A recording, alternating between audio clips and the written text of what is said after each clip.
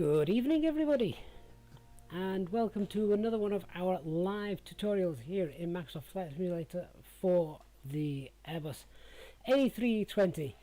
So like the last one we did a couple of weeks back, we're going to take you tonight on a step-by-step guide of flying through from Malaga, forgot where we were going then, Malaga to Palma de Mallorca.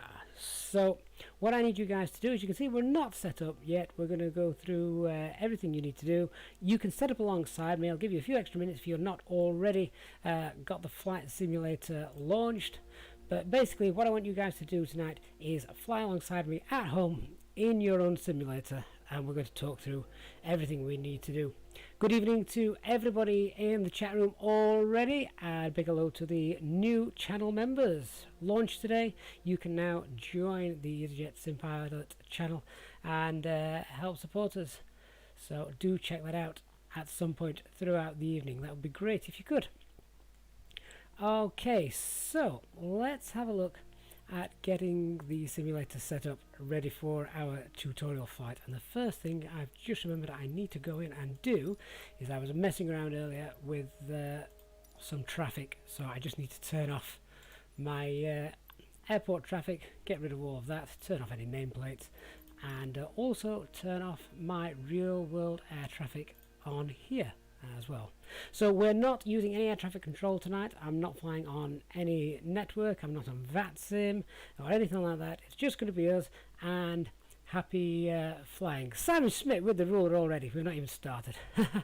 Colin, good evening, and Nick as well. Dark Fury, thank you for signing up. Great to have you on board as a member. Alright, so now that's all sorted. Let me just apply and save that. I'm just going to check my flight model is to modern. Yes, it is. Okay, so now that's all done. What I want you guys to do then is get yourselves set up in Malaga. So let's just come down here, and can I suggest, just for your taxiing purposes, where are we? Coming to, oh, that's Marbella. Where's Malaga gone? There we are. Now, as you know, there's still an issue here at Malaga. There should be a second runway just here. Unfortunately, it's not there. So we're using runway 30 for our departure tonight. So just for quickness, we're going to get ourselves set up nice and close to the runway, so we don't have a massive long taxi ahead of us. So turn all these off. We'll use real live weather as our flight plan has called for it. I will adjust the time just so that once we're in the sim, we're actually doing the tutorial in daylight. That'd be much easier, wouldn't it? So let's hit the fly button, let that all load. Is Top of Descent now available in the fly-by-wire dev mode? Boss Monkey, do you know what? I actually don't know. I don't know if that's been merged. I guess I'm about to find out.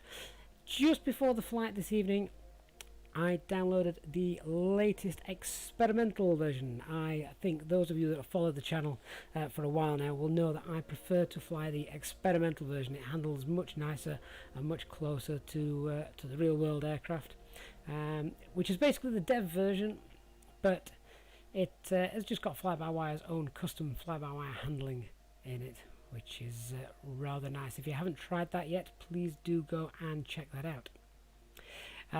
Nick, you've used that. You've used the dev build today, and it's got the TOD in it. Wonderful. All right. So whilst that's just loading, here is a copy of the flight plan we are using for tonight's tutorial. Let me post that to you. There you go. And let me also grab you the current METAR here in Malaga. So here's the current weather. Lewis Aviation, good evening. J-Hog, good evening as well. Alright, so just letting this load. So if you guys are also loading in alongside, we shall do this together. Scandi 941, you're already in a flight. Well, I hope you have a safe landing. So if that's available now in the experimental version, I guess we'll find out in a minute when I turn the EFB on, then we can look at using that together. Nicola the Costa del Sol is really nice for summer holidays, quite right too. I think my first holiday ever away from home was to Malaga. Torremolinos, that's going back some years now, sadly. What I would do to be able to go on holiday again now, revisit that. What we would all do to be able to go on holiday and jump on an aircraft. For now, Flight Simulator does a good job for us. Okay, so here's Malaga in the dark. We'll soon fix that. Okay, let's hop on board. So the first thing I'm going to do, as I say, I'm going to fly on real live weather, but I'm certainly going to change the time of day so we can have a little bit of daylight. So there we go. Right, so then let me just bring up the flight plan. Is there an issue with the cruise level? Right, okay, so the operational flight plan has got a cruise flight level of 140. No, we will not be cruising at flight level 140 for the entire journey. If you actually scroll down and have a look, I'm pretty certain, although actually strangely enough, normally SimBrief does a much better job of giving us a better cruise altitude. To be fair, it's not a long flight. It's only 1 hour 24 minutes, but we can still get up much higher than that. So we'll have to talk about that when we actually get to it. Alright, so if you have joined our Discord channel, you will know that there's now a pilot briefing room on there. In there are tutorials and manuals, checklists, things like that, all which are related to real world procedures. So if you've not got those, I highly suggest joining our Discord channel and getting hold of them. Well worth it. So as I say, we've already got the airfield META, and we're going to be departing on runway 30, which is just behind us. For some reason, don't know why, I don't seem to be able to move any of my thrust levers. That's a bit of a nasty start. Hang on 1 second. Right, I apologise if something goes very wrong in a minute, as I'm just going to have to disconnect and reconnect one of my peripherals, and I hope that kicks in a moment. So let me just try that. If the simulator disappears, we'll spawn back in, and you guys will all better be ahead of me getting your aircraft set up. So just wait while that clicks in. So far so good. I can still move around. Thrust levers are moving again. Oh, there we go. Ooh, that was lucky. Okay, so the runway we are going to be departing from then is runway 30. So just down there, I believe that is. What we need to do then, guys, is we need to start setting up. So the first thing we're going to do, we're going to get those batteries on.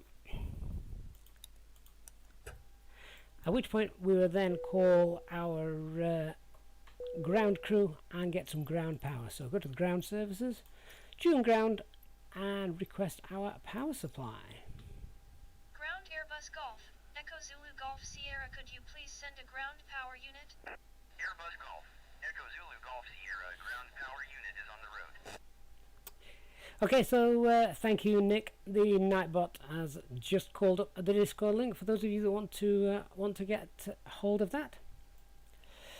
Alright, so the ground power unit is now there. We can go ahead, turn that on. All the relays will start clicking away as you can hear.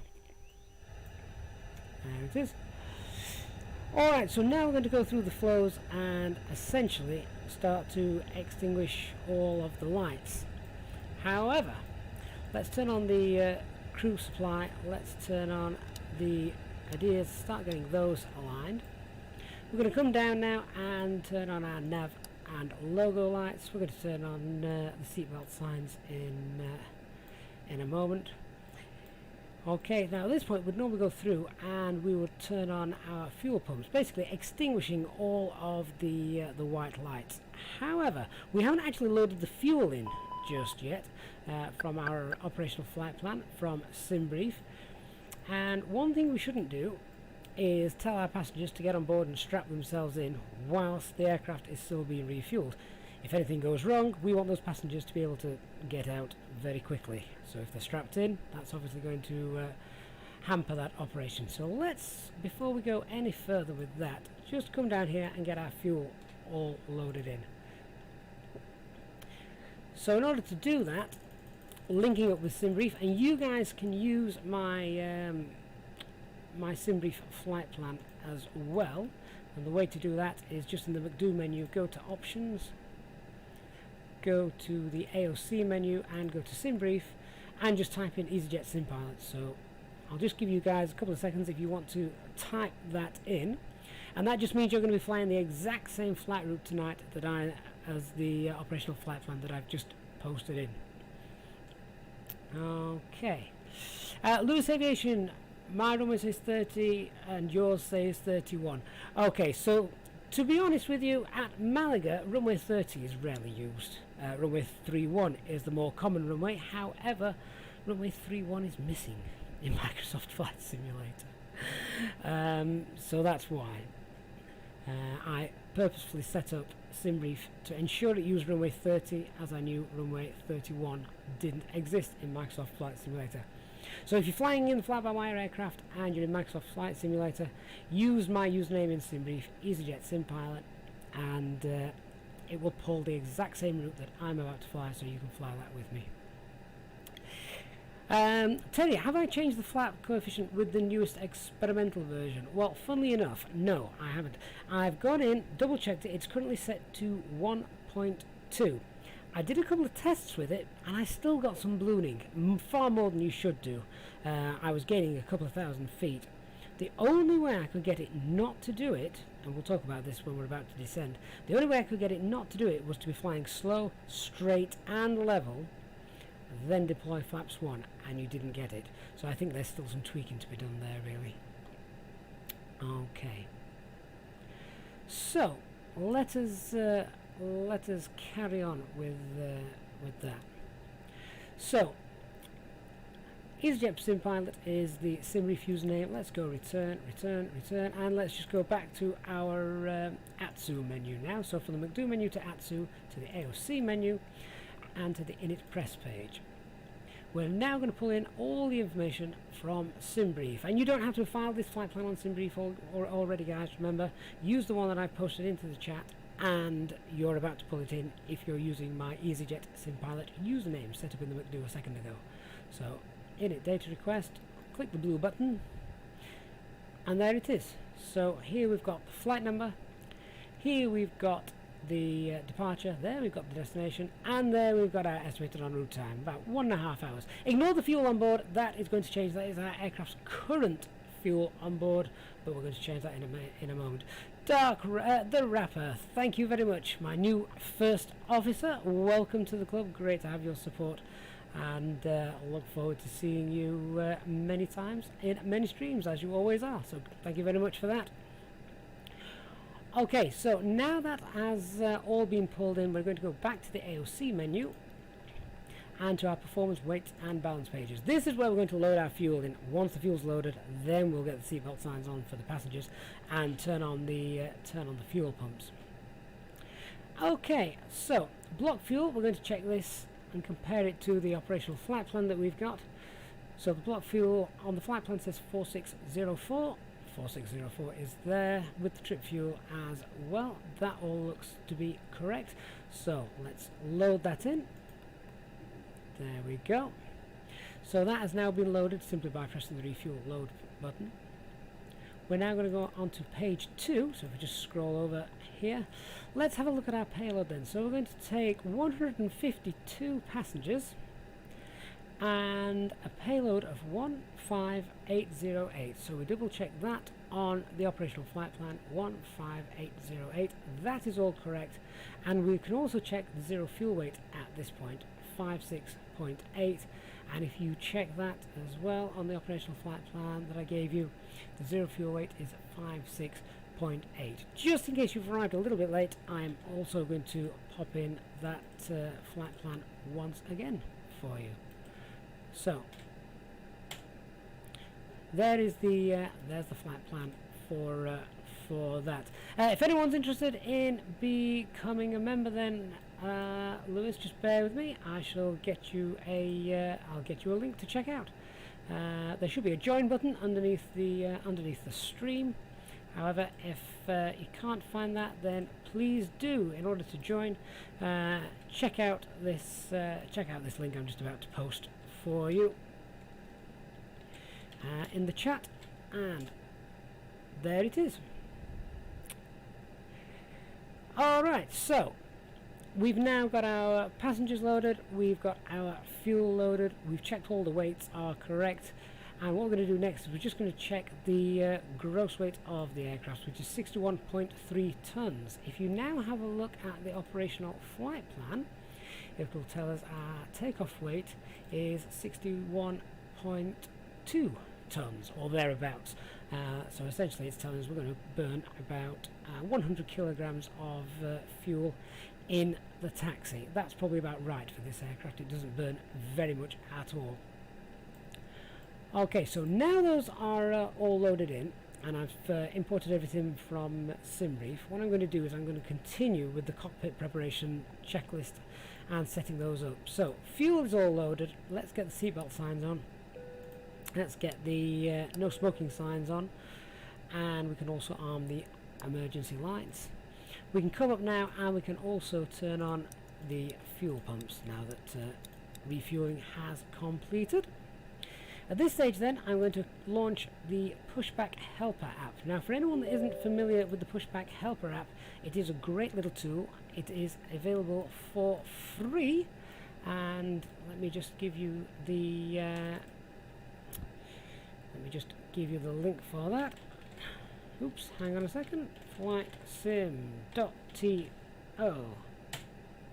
There we go. So all of the add-ons that I use, most of them come from FlightSim.to. The Pushback Helper tool is a great little add-on. It allows you to control the tug, bring the jetway, open the doors, and yeah, it also means that if you're using self-loading cargo for your passengers, the self-loading cargo crew will not be fighting with those doors any longer. So I'm now just going to add to the immersion, and we shall pull in the self-loading cargo app or add-on, whatever you want to call it, and we're going to start getting our passengers on board. So just bear with me while I set that up. Here we go. And the great thing about self-loading cargo is obviously you can record your own voices and things like that, so that's pretty decent.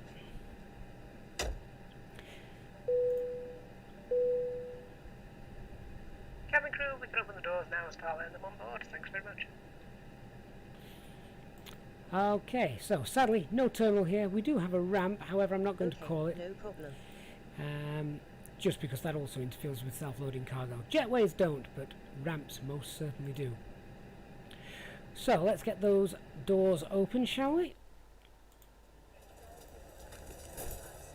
So the doors are opening, and we can also get our cargo door opened as well. And if you're wondering how I'm doing this, this is all through that Pushback Helper app. Simon, yeah, I'm very excited for self-loading cargo 1.6 as well. See what extra things they've got in there. Okay, so let's get back in and let's continue with our setup. So let's begin firing up the APU, shall we? The auxiliary power unit will provide us with the power we need to start the engines and all the electricals, and we'll obviously need that because when we begin the pushback we have to disconnect from external power. So let's start that up. We have to wait 3 seconds before switching on the engine master. 1, 2, 3, and now we can start the APU. So APU is now starting. That takes a few minutes to begin. Let's continue with our cockpit preparation. So let's have a look at the center instruments. Let's turn up the standby, and our QNH here in Malaga is 1012. So let's get that sorted as well. And today, thank you very much for joining the First Officers Club. Great to have you on board, and your support is, of course, very, very, very much appreciated. Great to have you on board. Alright, so that is the standby setup. We'll also check the time. Obviously the time is wrong as we've altered that just for the sake of the stream. We'd also check as well that the anti-skid is turned on. Oh, welcome to Paul and welcome to Farron, both long-time supporters of the channel. You're in the First Officers Club, along with Lewis as well. Thanks very, very much, guys, for all the new members joining today. We've only just launched the ability to join the channel and become a member today, so that's great. I really appreciate so many of you doing so. That's fantastic. Thank you very, very, very much.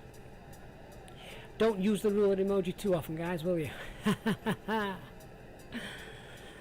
Alright, so let's come down. We check everything on the pedestal is looking good. One of the main things we need to do here in the simulator is ensure that your thrust levers are at idle and that none of your switches are moved either. None of these actually move if you're on the default A320, but here in the Fly-by-Wire mod these do move. Make sure that they're not one way or the other, as you can see. Okay, so everything there on the pedestal looks fine. We can then move up to the glare shield then. So here's the glare shield, or the autopilot panel, the flight control unit, FCU as it's called. So let's just turn up the brightness of some of these. We also need to set the QNH here, which is 1012. Turn on the flight directors, they're on as well. And I also know, just for the pre-preparation of this flight, that our initial climb out altitude here at Malaga is going to be 9,000 feet. So we'll set that as well. But we'll also talk through the departure briefing before we actually get going. Ferran, Lewis, thank you to both of you, and Anthony as well. And Paul, definitely great to have you on board as well. I know you've all been long-term supporters of the channel, so great to be able to reward you back for that. Okay, so let's turn up the brightness then of the instrument panels. They're looking rather dark. These lovely new textures that you can see, meaning that we get some reflections as well, which doesn't make for the clearest of readings, but that's real life, I guess. We can also, if you want to save a few frame rates, turn down, or rather turn off, the first officer displays, and you just get a few extra frame rates back, as these two screens now work independently. So you're just drawing on a little bit more GPU power from your computer. So that's a little frame rate saver for you there. Alright, so our ideas are aligned. We're now going to come down and set up the flight management guidance system in the McDo. Alright, first thing we need to do is, if we go to the data page, we go to the aircraft status and check that we've got the latest AIRAC cycling. Now, quite disappointingly, let's hope that the next update, which is obviously due out on the 25th of February, comes pretty closer, because we've only just had this update from Azobo and Microsoft, and that's going to be out of date in 3 days time. So let's hope that that's updated a little bit quicker than the last one, but for now that is in date, so we're happy to continue. So let's now start setting things up here. So our init A page, now this is the point where we can start to bring everything through from SimBriefs, simply by pressing the init request button. So if we do that, that will come through. It tells me the flight number's in use. That doesn't surprise me. If any of you are following this through with me, you've probably got the same flight number here. So I'm just going to clear the scratch pad, and I'm going to change that to EZ3 for Alpha Mike. There we go. Kumo, welcome to the First Officer Club, my friend. Great to have you. Great to have you on board. Another long-term supporter of the channel. So that's great to have you as a channel member now as well. Thank you very much for your support. Okay.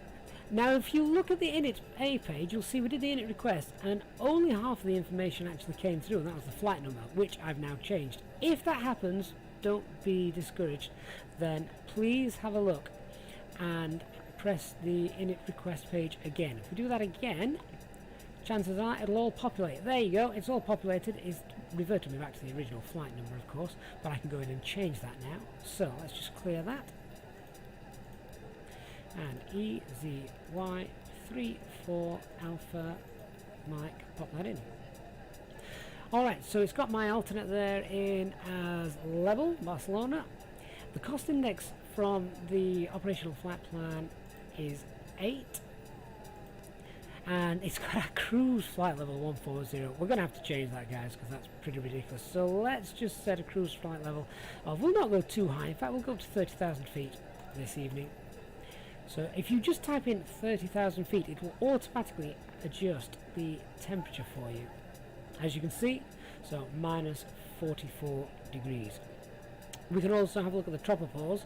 Now, that tropopause height we're going to leave. Normally we would check that with the, in fact, we can check that with the operational flight plan. So in the operational flight plan it's 29168, so we can change that, 29168. Let's change that. There we go, so that's rounded up, but certainly close enough for the simulator. So that's the Init A page sorted. Let's have a look now at our actual flight plan. Alright, so as I've already said, we're going to be departing today on runway 30. So let's select Malaga, which is at the top, and the departure that we're going to do, runway 30. And if you look at the flight plan, the standard instrument departure will be ROAS 1 Sierra. So let's scroll down and find that. So I appreciate, I'm just concentrating on the setup, guys. For those of you that are in the simulator following me along, I will come to the chat, and if there is any questions at any point that I have missed, please do keep asking so I can see those pop up. Yeah, don't want to miss out your questions. That's the whole point of this evening. And I know Digital Flight Deck is here, excellent. So I know Digital is there, and he'll be fielding questions as well, as will those of you that have been flying with me for a while. If your cost index is always 8, that's purely because you may be using the a set cost index of 8 in your SimBrief flight plan. You can change that to anything you want, or you can leave it on auto. The only reason I've always used 8 is because 6 and 8 are usually good EasyJet numbers. That's what they tend to work towards. Nicola, you use the maximum as fuel's free and time's not. Fair play. You can do what you want in the simulator. Right, where were we? We were putting in the standard instrument departure, which is the ROAS 1 Sierra. So let's select that and insert. Now, for those of you that have got Navigraph, you'll be able to cross-reference what this departure actually looks like with the charts. I'm going to go ahead and do that in a moment, but if you haven't got them, then I'll talk you through what you should be looking for. So let's now just have a look at our arrival in Palma. So we are expecting in Palma to arrive on runway 06 left. Now they are, this, I must say this at this point, in the real world they are actually doing some maintenance and building work near runway 6 left, and so there is a alternate approach to this which the simulator will obviously not know about. So there may be a couple of discrepancies in the charts here.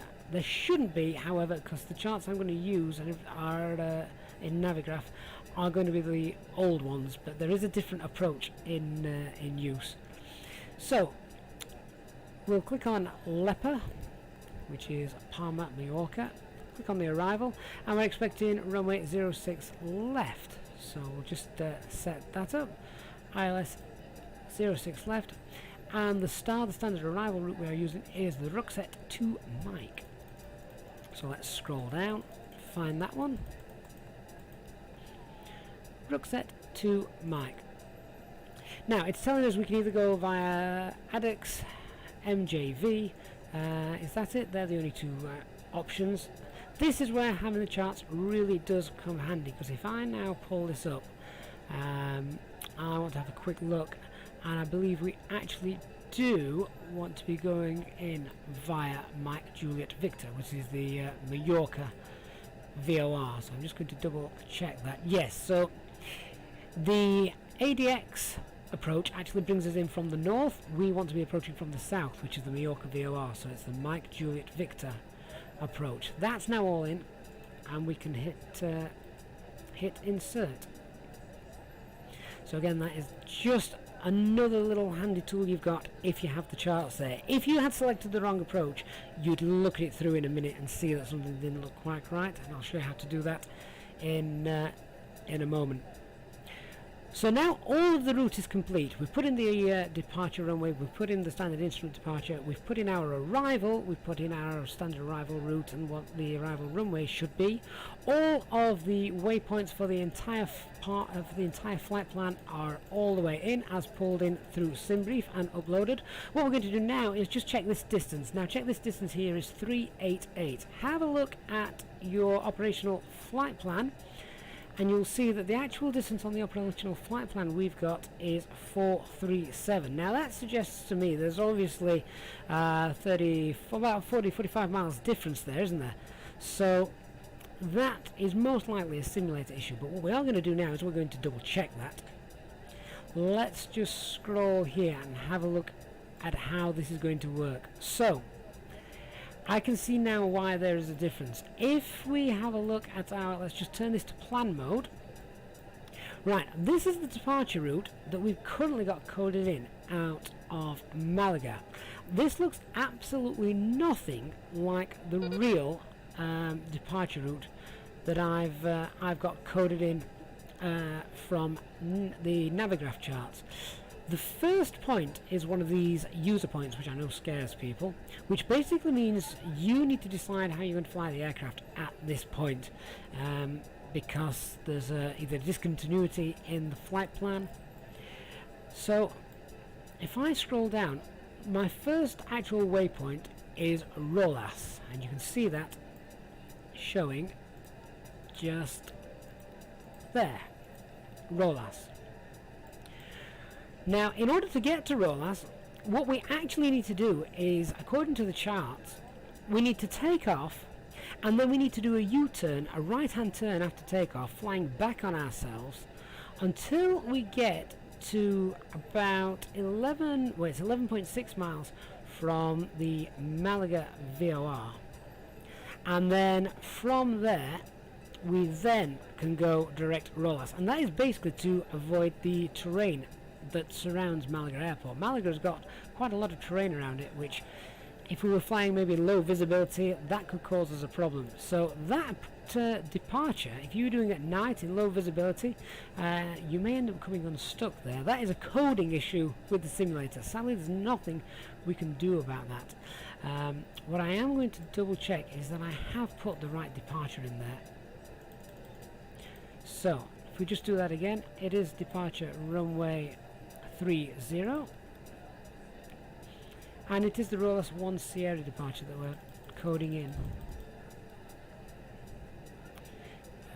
So Rolas 1 Sierra, I'm just popping that in again, see if it changes anything in the flight plan, and no, it hasn't. It hasn't. Okay. If you were flying this route, you would probably see some terrain as you took off, and visual conditions, if they're good, fair enough. If you had air traffic control online, if you're flying on VATSIM, they would give you the star to fly, and if your star didn't match up what they were expecting you to fly, they'd probably be asking you why you're not flying the correct route. That is why Navigraph charts are pretty much essential when flying on live networks like VATSIM. There are free alternatives available, and sometimes even doing a quick Google search. So you could type into Google Lima Echo Mike Golf charts, go to the images page that Google throws up, and have a good scout around and see. So Navigraph do a really great job of giving you these. So I'm just looking through the chat here, and lots of people saying that Navigraph's absolutely great, very, very important, particularly, as I say, like if you're flying on live networks such as VATSIM. So what we're going to have to do is, to the best of our ability, we're going to have to fly this standard instrument departure by hand almost, or with the manipulation of the autopilot on the flight control unit. But I will give us a full departure briefing before we do that, so don't panic. We've got plenty of time. Let's go back then to setting up the rest of this flight management guidance system. So we've input the flight plan, we've imported it, and we now need to come down to our radio and navigation page, or the RadNav page. So there are a couple of things that you need to put in here before we do this departure, and a lot of them are because of the star that we have to fly. And it doesn't help, of course, that we've just seen the actual star that we are flying isn't really coded in correctly. I must say, however, this is a rarity. 99% of the flights I have done, I've put in the standard, the SID. I've just been calling it the star. 99% of the SIDs, the standard instrument departures I have done here in Microsoft Flight Simulator, have matched exactly with the charts that I've got next to me from Navigraph. So this is a rare one, but it's a great example of how having charts can really help. Nicola, that is a great tip. So if you do not have Navigraph, you can register at EAD Eurocontrol for free charts for Europe. You can also do the same for England. NATS, the National Air Traffic Control Services here in the UK, allow you to sign up for free and access the charts, the aerodrome charts around the UK. So really good tip there, Nicola. If anyone wants the charts for free, you have to do a little bit more work. Navigraph just makes it very easy, but there are alternatives, so that is good to know. Okay, so what we need to pop in here, we need the Malaga VOR for this departure. Code for that is Mike Golf Alpha, so let's pop that in. And that's 10 miles away. So that's now keyed in 112.0.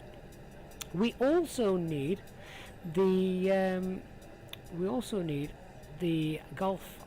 Granada VOR as well, which is where's it gone? Golf Delta Alpha. So we're going to put that in our VOR 2. That's 38 miles away. If you've got the Navigraph charts, or you found these free off the internet somewhere, you'll see why we need these charts, because we're going to be navigating using them. We also need to put in the Malaga NDB into our ADF, which is in fact, can we type in the code for that? Let me just try Golf Mike. Don't know if this will work actually. If not, we'll have to type in the frequency. Oh yes, we can, and it is there. Golf Mike, 5 miles away. Wonderful. So that's there as well. What I'm going to do now, I actually code that into both of those, as it is the Malaga VOR that we need first, followed by the NDB, and then finally we need the Granada VOR. So that's now coded in the RadNav page. The init B page then, so this is our fuel planning page. Now at this point we need to type in the zero fuel weight and the zero fuel weight center of gravity. We've got our zero fuel weight from the operational flight plan, which is 56.8, so we can type that in, 56.8. And the zero fuel weight center of gravity here in the simulator, we can just type in 30.0, which is just a standard zero fuel weight center of gravity. So once that's in, we also want to enter the trip wind, again found on the first page of our operational flight plan. If you are using an EasyJet layout, which is the layout of the flight plan I sent a little bit earlier on in the chat. So let me just type that in. So we've got a slight tailwind today, which is nice, of 1.5. So let's get that in. We're now going to hit the fuel planning button. What this does is the aircraft calculates everything that we've put in and tells us how much fuel we would need to successfully make the trip. It doesn't always match up with the planned block fuel of the operational flight plan, and you should always go with the planned block fuel unless the aircraft tells you that actually you're going to need more than what you're expecting. So our planned block fuel on the operational flight plan says 4.6 tons, or 4,604 kilograms of fuel. So let's see how close the aircraft gets that. So the fuel planning page. So that's telling us 4.4, and we've actually got 4.5 on board at the moment. We've been burning some because of the APU. So 4.5, we can pop that in, and in a moment all these numbers are going to calculate, as you'll see in a second. There we go. So there's our takeoff weight, 61.2. And that matches nicely with the operational flight plan. What we do need to have a look at is the alternate. So it's telling us to get to our alternate, we're going to need 0.8. Well, again, on the operational flight plan, page 1, it actually tells you that it would expect us to burn 914, so 0.9. We can just update that, 0.9. And there it goes, which is a time of 23 minutes.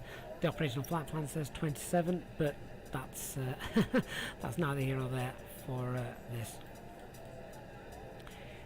Okay, so I'm just going to hold there a minute and just scroll up the chat, because I am aware that whilst concentrating on that I may have missed some questions. I know Nicola will have been helping with that as well, so it's great to have Nicola and of course Digital Flight Deck on board for this.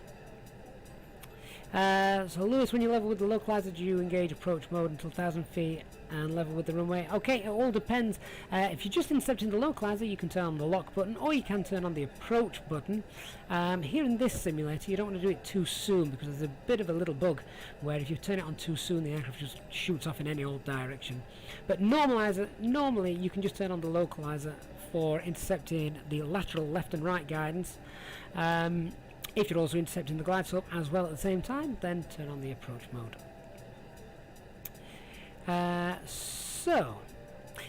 Alpaca, the A320NX can do this automatically, just activate the empty fuel. Yes, it can, Alpaca, but it's not always exactly lined up with the operational flight plan, so I'm not quite certain how accurate that is. Don, you're more than welcome, and greetings from Holland, great to see you. Alright, so let's carry on, shall we? So the init V page is now populated, and if you now press the fuel prediction page, you'll see it expects us to have 2.1 tons of fuel on board when we arrive. That's something we need to check when we land. So now everything is all programmed, ready for the departure. So let's talk about our departure briefing then, shall we? Now this is going to be all important, considering that the standard instrument departure, the SID, is not accurate. Okay, so what we should see, let me just bring us down here. What we should see is a departure on runway 30, then a much more of a right-hand turn, followed by a left-hand turn, probably down here, I'm guessing, and then we would then go up to intercept this line and then go out direct to Rolas. Now, the way we're going to fly this, there are strict instructions, so if you are doing this and you want to grab a pen and paper, now would be a great time. I'm just going to give you 30 seconds to grab a pen and paper if you haven't already got one, while I could take a quick drink. So bear with me while you get a pen.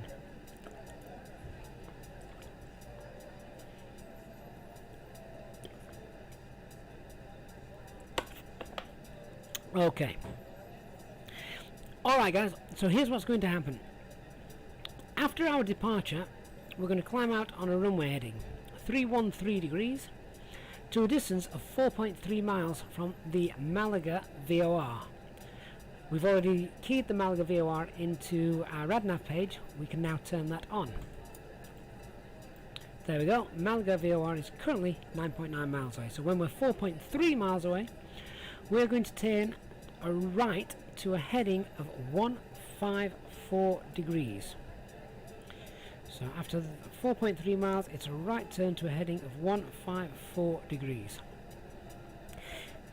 On that heading, we are then going to continue on a heading of 154 degrees until we intercept a radial from the Gulf Mike NDB, which I'm just going to turn on there. So there it is, and that would actually show, I think, in fact, That is not showing at the moment. Okay, alright, never mind. I thought that that would flip on if we let it. Having said that, it might just not flip on because we're not in the air yet to get it. Okay, so either way, we're going to let me just pop that back on the arc mode. Either way, we are going to continue to fly the heading of 145 degrees. We'll fly a heading of 145 degrees, and then we will bear left to 99 degrees once we're back out over the ocean. But I think that's fair enough. Fair enough if you're looking at the charts, you can see that. We'll turn left to a heading of 99 degrees once we're back out over the ocean, past the airport. And then once we are 11.6 miles from the Malaga VOR again, so that's been used twice for this departure, then we'll turn left to a heading of 024 degrees.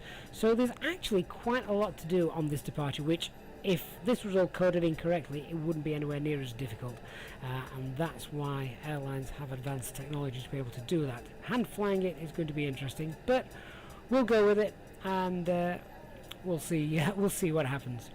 There's plenty to do. Okay, so other things we need to consider with our departure: the weather. Nothing wrong with the weather. It is a beautiful day. We're on live weather, of course.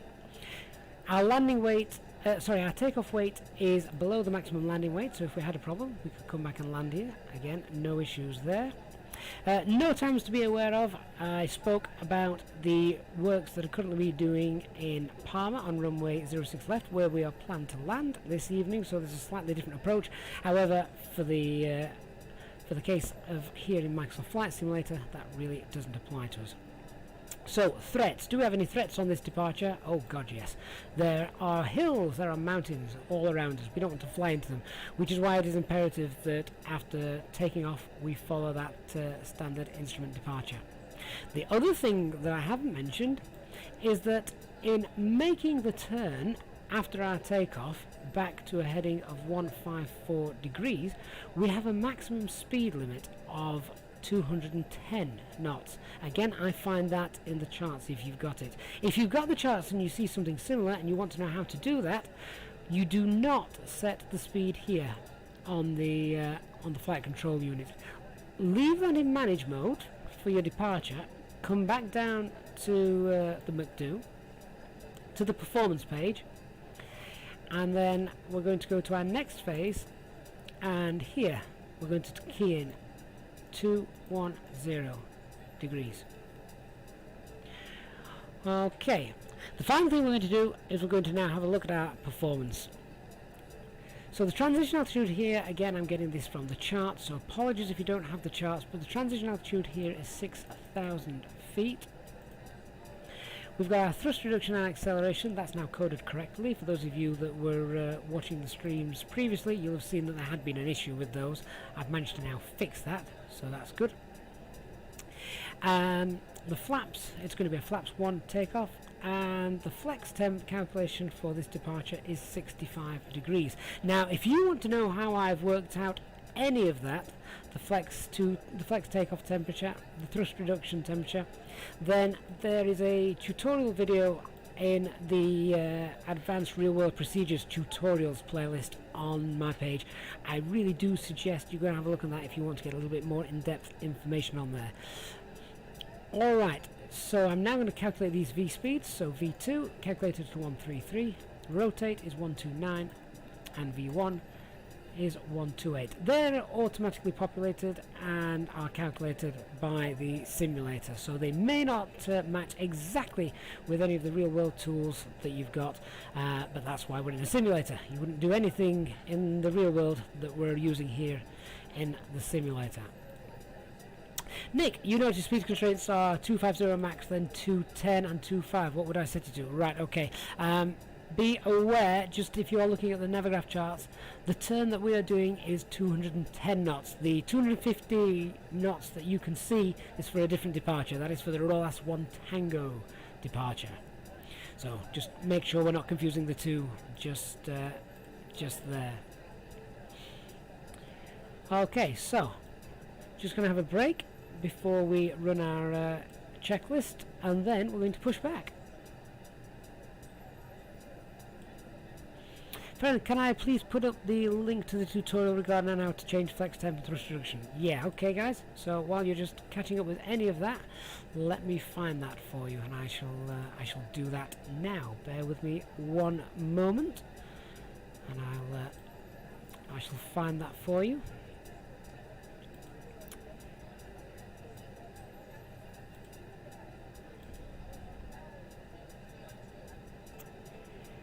Right, so here's the link for all of that. Bear with me.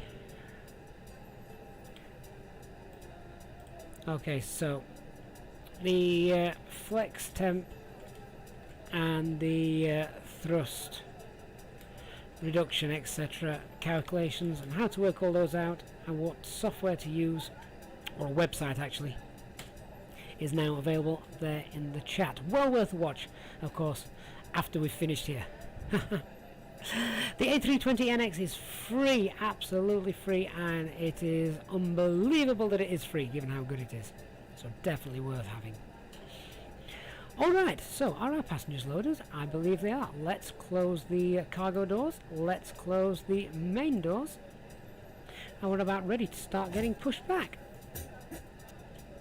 I know it's been a long setup guys, but the whole point of this channel is to do things correctly, as you would do in the real world. Hi Captain, all passengers are on board and doors have been closed. Great stuff, thank you very much. Okay, so let's run the before start checklist. So our cockpit preparation is complete, the signs, seatbelt signs, etc. are both on and auto, our radios are aligned, and everything is set to nav mode. Fuel quantity is checked and loaded. Flight management guidance system is coded as best as it can be, given the small little error in our standard instrument departure, and the altimeter is set, both sides, 1012, 1012, both set and cross-checked. Talia, whoa, no, you've clicked the wrong thing in the web browser and the flight sim crashed the desktop. Oh no. Oh, I'm sorry to hear that, mate. I have no idea why that's happened for you. What I would suggest, if possible, is I tend not to have a web browser open in the flight sim. I tend to use it on a tablet or a phone, because they're not connected to the flight simulator in any shape, size or form, so they don't have to be done on the same computer, of course. Alright, so at this point we get our departure clearance if we needed to get one, and we're going to be taxiing down here to the right. We don't technically need to push back, but I think we've got a tug in front of us. Yes we do. Alright, so we get our pushback clearance. We would turn on the rotating beacon light. That tells the ground crew to stand back, we're about to start engines. We can also disconnect the external power as the APU is now running. We can turn on the APU bleed as well. We'd normally do that much sooner if it was warm. It's not too warm at the moment. Okay, so let's get rid of the external power, and we'll just welcome everybody on board and get the cabin crew to arm the doors and cross-check them.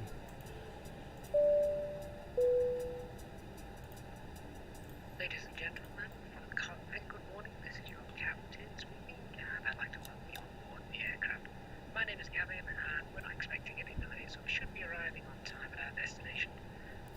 The cabin crew are just tidying up the last few things of the aircraft, and going over a couple of checks, and we should be getting out of here very shortly. If you would help the cabin crew by getting yourselves sat comfortably with seatbelts fastened, we should now be ready to depart in just a few minutes. For now though, I'd like you to thank you for choosing to fly with EasyJet today, and we hope you enjoy your flight.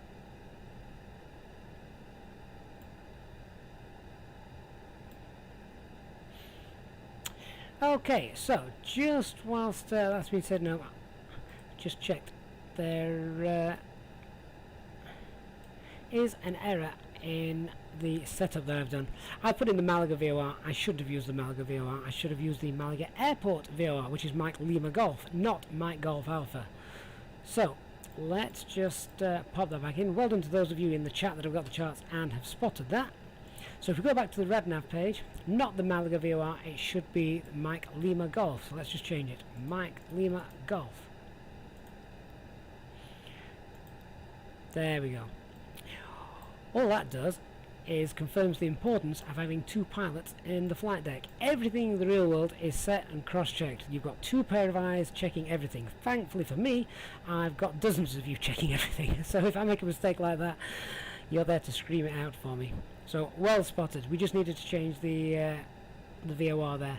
It's the Mike Lima Golf VOR, the Malaga Airport VOR, not the Malaga VOR.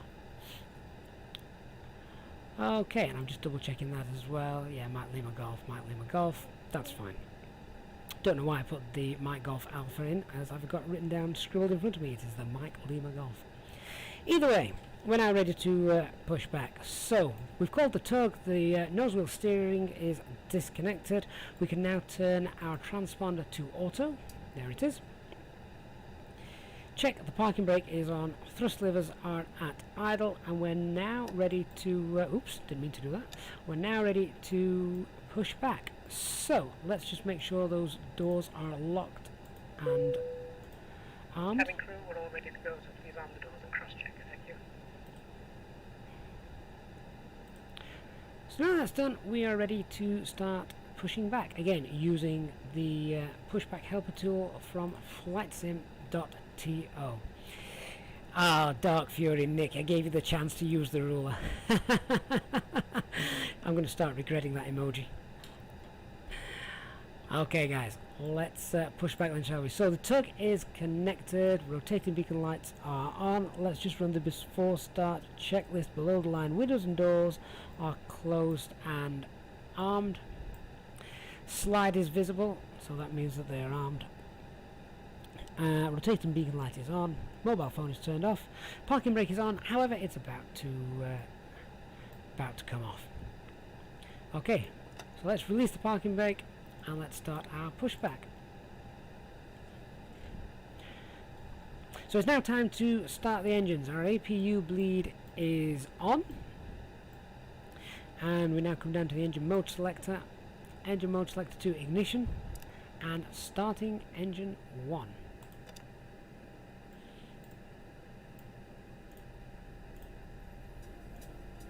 So we're not actually going to push back too far here, just for the speed of the tutorial we can zip along. Didn't take long, Nick, to get your first ruler moment in, did it?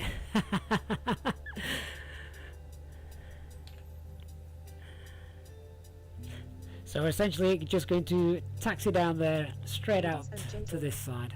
On behalf of the crew, I ask that you please direct your attention to the monitors as Buster Brown, no problem, mate. Procedures. It'll be there for you to watch 6 tomorrow. Emergency exits on the aircraft. Take a minute to locate the one closest to you and note that it may be behind you. Count the number of rows to the exit.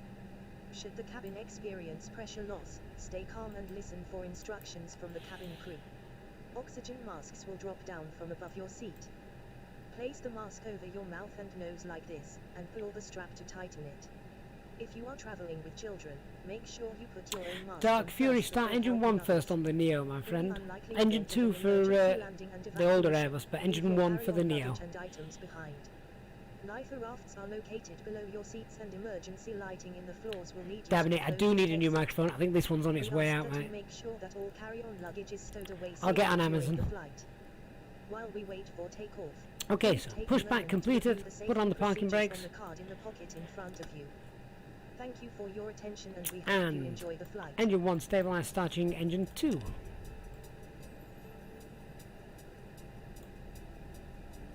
And Nick, that is correct. You always do a single engine taxi on 1, not engine 2. Don't forget the yellow hydraulic pump. If you are doing a single engine taxi, it needs turning on up here. There you go. Turn on the yellow electric hydraulic pump. Turn that one on if you're doing a single engine taxi. For now though, we're starting both engines.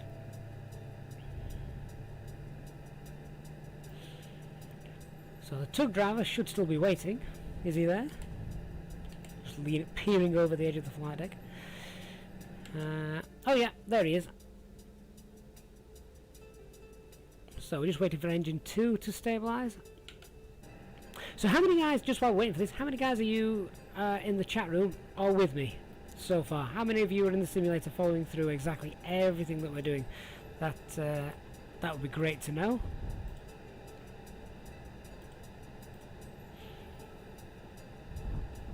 Daphne, thank you very much. I promise the new microphone needs to be here by the end of this week because this thing is slowly starting to degrade. The Rapper, you're with me. Fantastic. Anybody else flying alongside?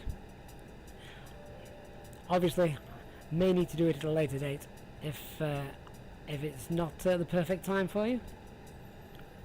Lewis, you're doing everything with us as well. That is great.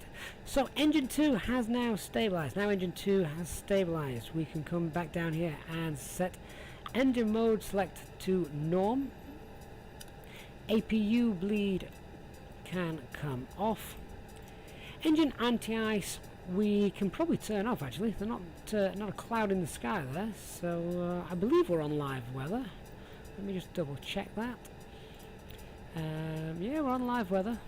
Whether that's working or not is yet to be seen. So engine anti-ice I am going to leave off. APU master can come off. The ground spoilers now need arming. So ground spoilers are armed. Rudder trims. Check that you've not inadvertently changed the rudder trim when going for the engine mode selector. So double check that says 0.0. We can now go flaps 1. And we need to check our pitch trim. Now the way to do this is if you have a look at what your center of gravity is. Center of gravity is 30.03, so that's almost bang on the line, which means if we can have a look here and zoom in, we need to find 30, which is just there. There's center of gravity 30. Let's pop that up. And that is now lined up with that arrow. So there's our center of gravity. Trim setup, and if we can check the fuel page, not the fuel, the flight control page, that's a pitch trim of down 0.6, which seems a little bit excessive really. I'm not sure they are entirely accurate, but for the sake of the simulator, that is correct. Peter, what's the betting I get ice detected warning? Probably not, to be fair, if there's no clouds or any visible moisture.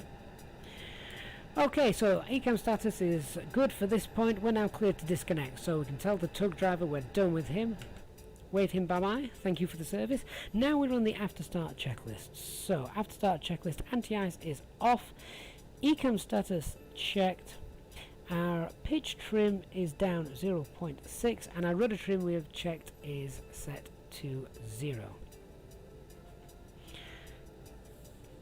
So now we're ready to do the taxi. So the pushback truck is now clear. We'd get our taxi clearance from air traffic control. Turn on the taxi light, which is up here.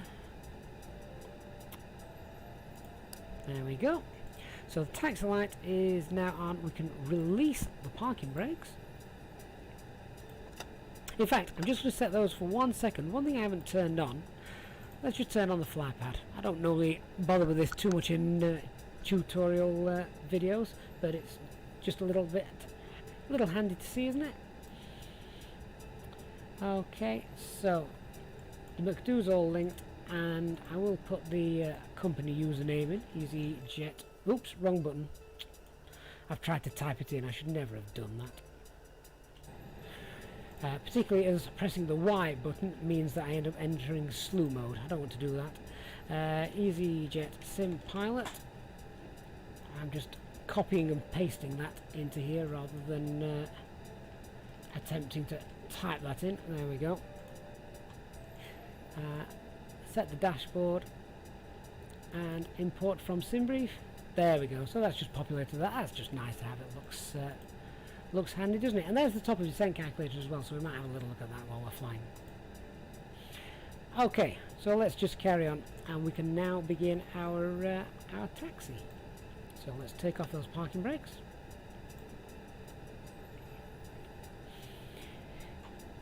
And let's begin.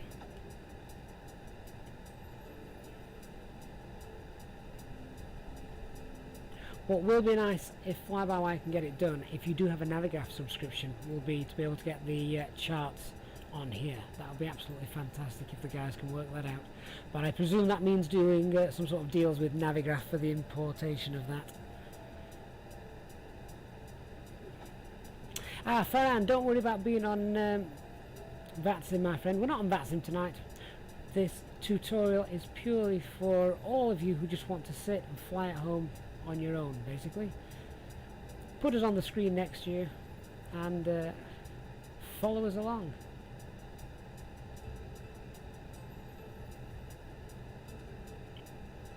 JJ, what was the slot for this flight? Oh yeah, my self-loading passengers are 73% satisfied. Okay, so let's start getting everything ready. We want to turn on the predictive wind shear and the weather.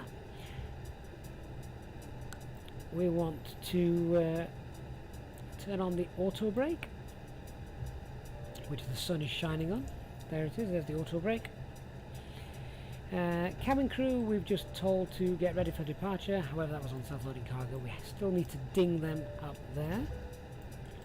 We are going to then do our takeoff memo in a second, just making sure we stay on this taxi line. So, TO config, let's check that. All green, that is good. And we're going to turn on the terrain for the departure, given the hills that we have to avoid as we fly. Mersey, does the windsock follow the real wind? Indeed it does. Indeed it does. So that's rather amazing. Which is why, if you're flying VFR here in Microsoft Flight Simulator, which the simulator's perfectly well geared towards, with how good it looks, the correct way to do it if you've not got a radio, or you're just flying on an uncontrolled airfield, is fly past the airport, have a look which way the wind's blowing, and obviously that land on the correct runway. Okay, one of the things we didn't do but should do before we moved, I didn't forget it, I just wanted to get the text in, is we should do a full flight control check, which basically means that on the flight control page we just want to check that all our inputs and control surfaces are moving, but very rarely does that not happen here in the simulator. So we can then run the before takeoff checklist to the line, so flight control is checked. Our departure briefing, so straight out on a runway heading to 4.3 miles from the Mike Golf Lima VOR. Maximum speed 210 knots, that's already coded in. Once we get to 4.3 miles, it is a right turn to heading 154. Once we are then over the ocean, left turn to heading 99 degrees until we are 11.6 miles from Mike Lima Golf. It's then another left turn 2024 degrees, and then we'll basically intercept this navigation line here to take us to our first waypoint. No change in performance, QNH is the same. Engine out procedure, if we had a problem we would land back here because the weather is good and we're not overweight for landing. Departure, does the departure in the flight management guidance computer match the clearance? Sadly it does not, but that's a simulator issue, nothing we can do about that. And our initial climb altitude is set in the flight control unit 9,000 feet. Okay. So, let's just check. The flap setting is config 1. Our FMA data is 128 blue, 133 magenta, climb nav blue, 9,000 blue, 1 FD2, so that's basically flight directors 1 and 2 are on, and flex temp 65 for the flex temp departure. Transponder can now come on, and our ECAM memo is already set no blue. In fact, the transponder is actually already set to auto. At this point then, before we enter the active runway, we would check the brake temperatures for the aircraft on this page here. Turn the brake fans off. That is now newly featured. Look, you can turn the brake fans off, you can turn the brake fans on, and you also get a little warning on the ECAM that you just saw there, so that's quite nice. We would then get our takeoff and lineup clearance from the controllers. At which point we turn on our lights. So strobe lights coming on, runway, turn off lights, landing lights, nose lights. All the lights are now on. Engine mode select is norm, and we can turn off the packs for takeoff. Transponder to TCAS and transponder on, and TCAS turn to TARA, which is tilting above. So the before takeoff checklist below the line. Cabin is secured for takeoff. Check that you've got the ECAM message there. We've just made sure the engine mode selector is normal. TCAS is set to TARA. Packs are off. Anti-ice is also off. We can now line up. Nicola, yeah, the secondary flight plan is not there yet. Peter, why do we turn the packs off? It just gives the engines a performance boost for takeoff.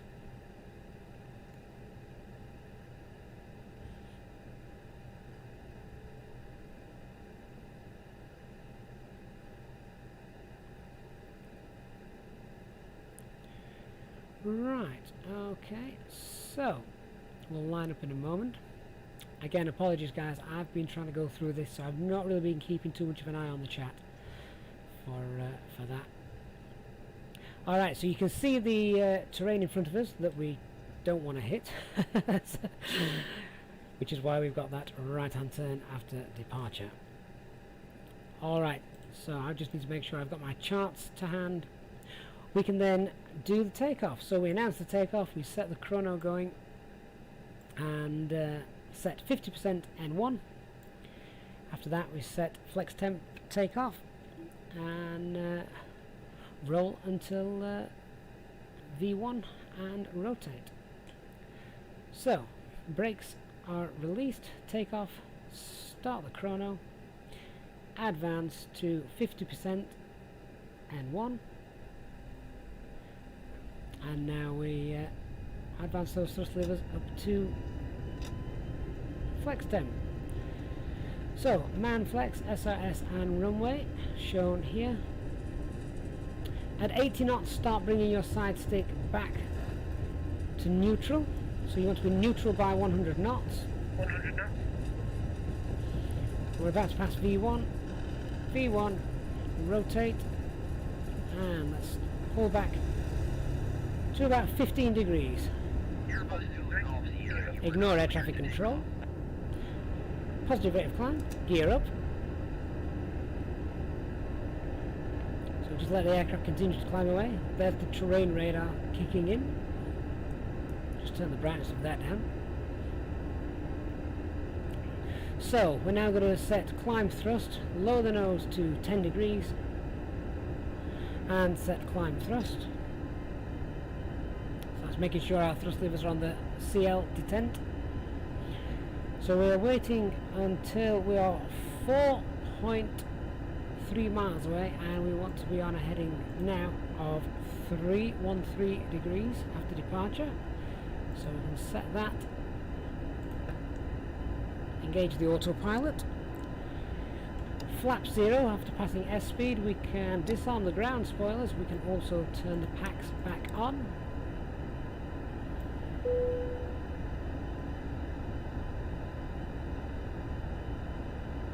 The aircraft will continue now.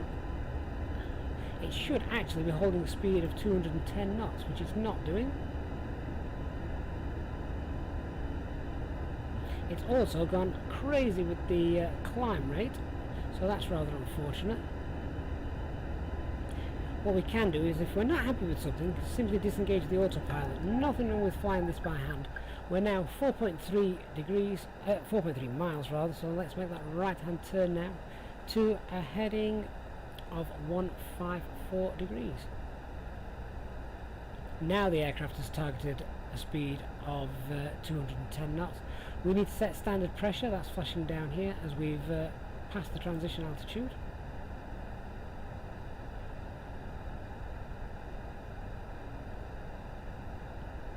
So turning right to that heading of 154 degrees, turning away from that terrain.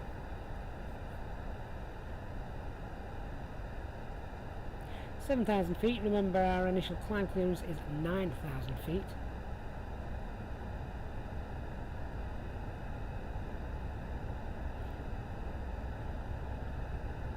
Once we've finished the turn, we can start to increase our speed again and go back into a normal managed mode. So let's just start to lower that nose a little bit and slow down that rate of climb.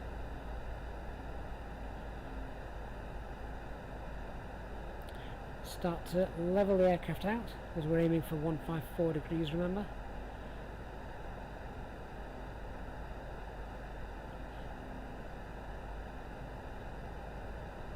And you can now see, actually, on the navigation display,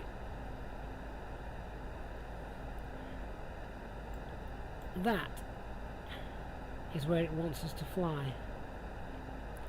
So if we'd have just put the if we'd have just left that into manage mode, it would not have flown the departure that we would have expected it to. Of course, if you haven't got the chart, you wouldn't have known that. So a little bit of a pain on departure in that the aircraft climbed far sharper than it should have done. Rechargeable battery packs are available for your smartphones and tablets at an additional super chats or super sticker cost. Please ask your cabin crew for more information.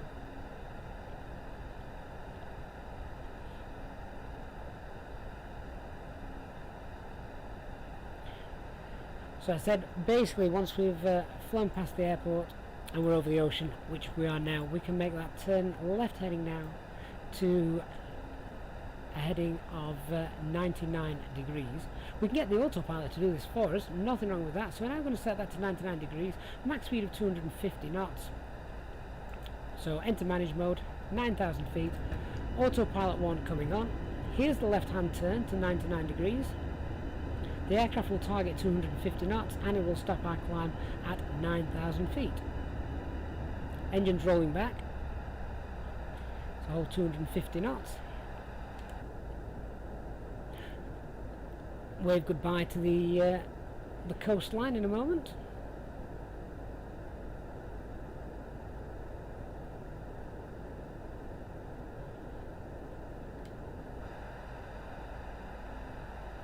And then we continue along 99 degrees until 11.6 miles from the Mike Lima Golf VOR. So once that gets to 11.6 miles, we can then essentially turn to a heading of 0 to 4 degrees.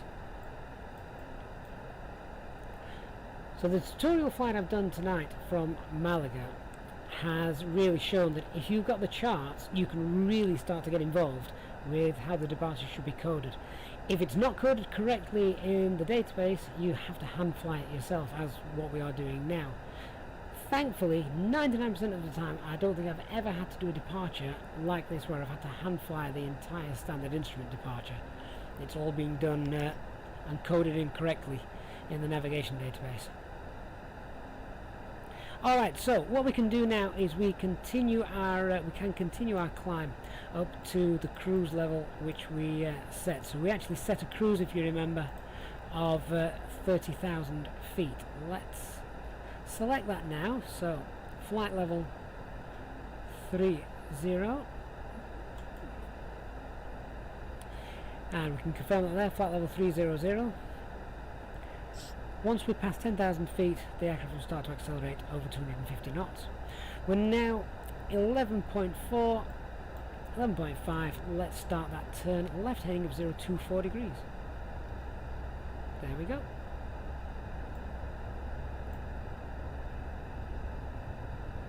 So passing 10,000 feet, we can either release the cabin, turn the seatbelt signs off, or if we're not happy yet, we can obviously leave them on. We can ding the cabin crew, tell them they can get to work just by flicking those. We're past 10,000 feet, so we can also get the lights off.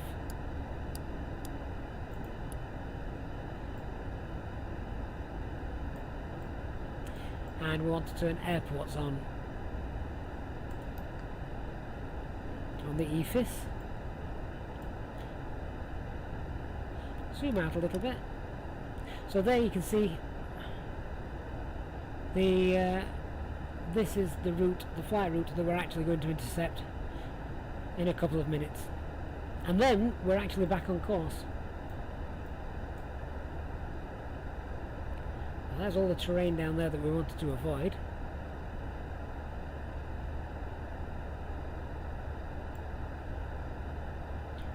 So just once we've got back en route, I'll come back into the chat, guys, and we can talk through a few things for anyone that's got any questions.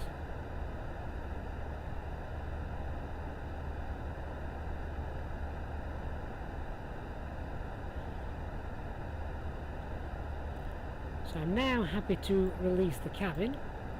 Let's turn the seatbelt signs off.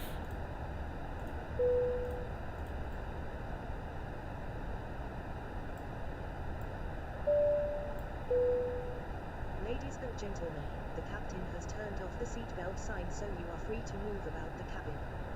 However, please note that we do recommend you fasten your seatbelts at all times when you are seated in case of turbulence. Thank you. Okay, so I've now turned on the other VOR which we programmed into the RadNav page, which is the Golf Delta Alpha VOR. So you can see the distance, we're getting closer and closer to that. Once we are 17.8 miles away from the Golf Delta Alpha VOR, that is when we want to go direct to Rolas.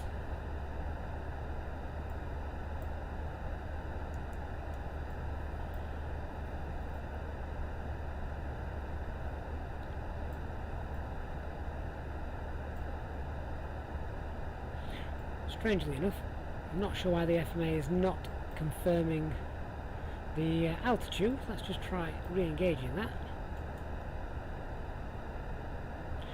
If I go into open climb, which you can do just by pulling that.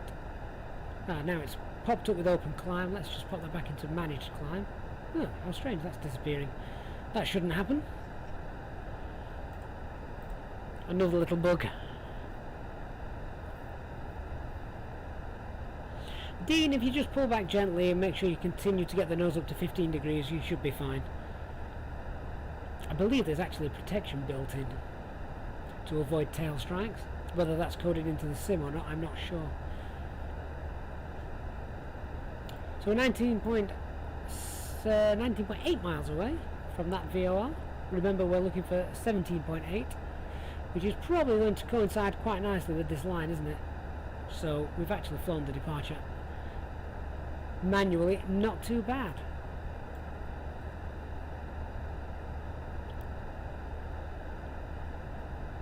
Simon, am I using a second screen for self-loading cargo? No, it's straight in front of me, which is why occasionally you might see my mouse over here just doing random things. Okay, let's make that turn, and we can fly now. Direct over here, and we can tell the flight computer to go direct to Rolas. So if we come back to the flight plan, we want to go direct to Rolas, so select direct, Rolas in the direct, click temporary direct, and that should now take us direct to Rolas. Now remember, it's not yet taking us direct to Rolas. We now need to come out of engaged heading mode or selected heading mode. We then want to go into manage mode or nav mode. Now we're flying direct to Rolas. Silverknife, why is airports turned on in the EFIS? Above 10,000 feet, you just want that on so that you've got airports shown basically on your navigation display. If you've got a problem, you want to know where your airport is that you can land at. Now, there is a slight difference between the real world and here in Microsoft Flight Simulator, is that this turning on the airports on the EFIS here will show every single airport all over the navigation map, be it a major international airport or a grass field somewhere. Now, in the real aircraft, it wouldn't show grass fields, it would just show airports that were capable of accepting the Airbus 320 for landing.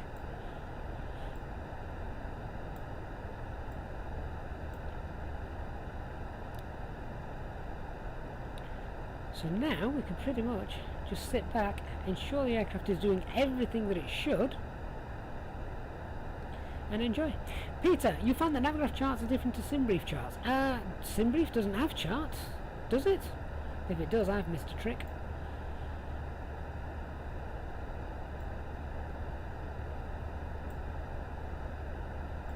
We'll have a little look at this top of descent calculator as well in a little bit.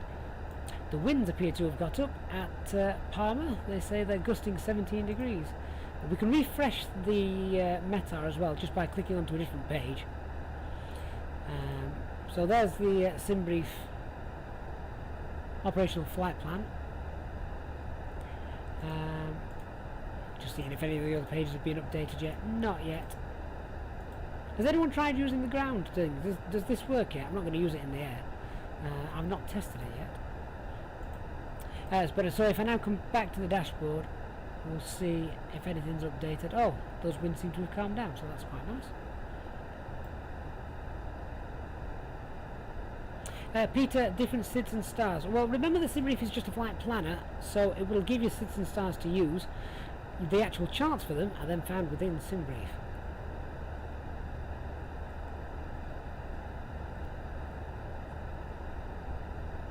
Maxim, is there anything that can be done about the bug when the aircraft skips the last few waypoints during the approach? Right, I know what you mean. So basically you're flying the star, everything's going nicely, and then out of nowhere the aircraft will turn direct to the runway threshold, won't it? Big pain. Sadly, nothing can be done. The only thing that you can do is be aware that that can happen. If you're aware that can happen, you're prepared for it, you can do something about it. And the only thing you can do is pull the heading bug, get your aircraft flying straight and level, and then just go back to the flight computer, select direct, and go back direct to the waypoint that you were heading to.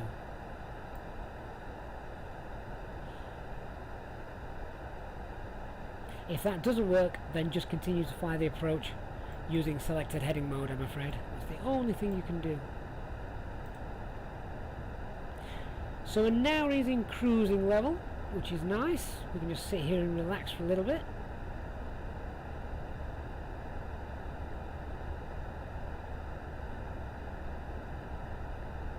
So big thank you to the guys in the chat that have been answering questions that have been asked while I've been going through concentrating on the actual flight. So we've just reached our cruising altitude. Time to have a quick drink. We'll let the pilots, let the passengers know what's happening. Ladies and gentlemen, from the cockpit, once again, just to let you know that we've reached our cruise level for today's flight. We're not anticipating any delays, so we should have you at your destination on time as planned.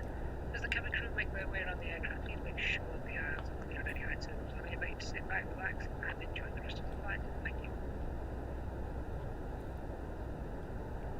So now, of course, we could sit back and enjoy the beautiful views that Microsoft Flight Simulator has to offer. Fran, is Navigraph on the Google Store for Android? Yes, it is. Absolutely it is. And that's why so many people have the charts on the tablet, just as real pilots do, and it really does add to the immersion.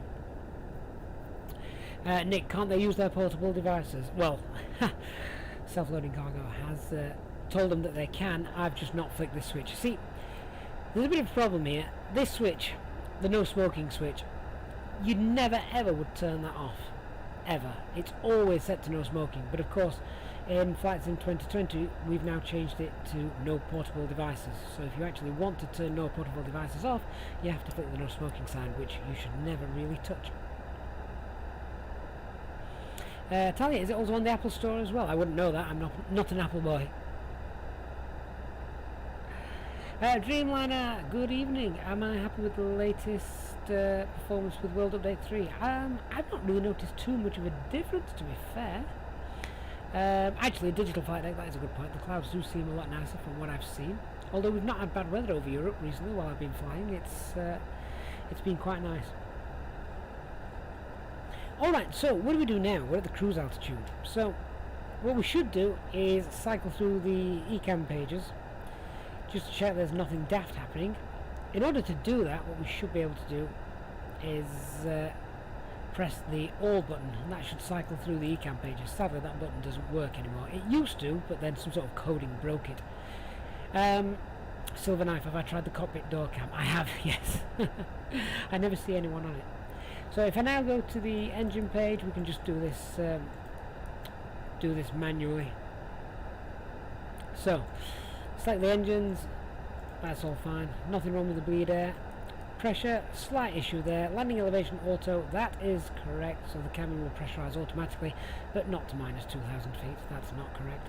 The electrical page is busted, to say the least. This basically tells me that battery 1 is off. It is not. Generator 1 is also off. It is not. The APU generator, according to this, is on. It is not. And just occasionally we have a real laugh and it tells me that external power is still connected whilst at 30,000 feet. J-Hog, you still have the ground spoilers armed on your display. After you have retracted the last of the flaps passing S speed, you should disarm your ground spoilers. They are not needed anymore. The hydraulics page, that's not yet coded. Fuel page, yep, happy with that. APU, there's confirmation the APU is actually turned off. And there's the temperature of the cabin, 23 degrees. Doors, of course, all quite happy with that. Wheels, 15 degrees, nothing to worry about when coming in for landing. Flight controls all looking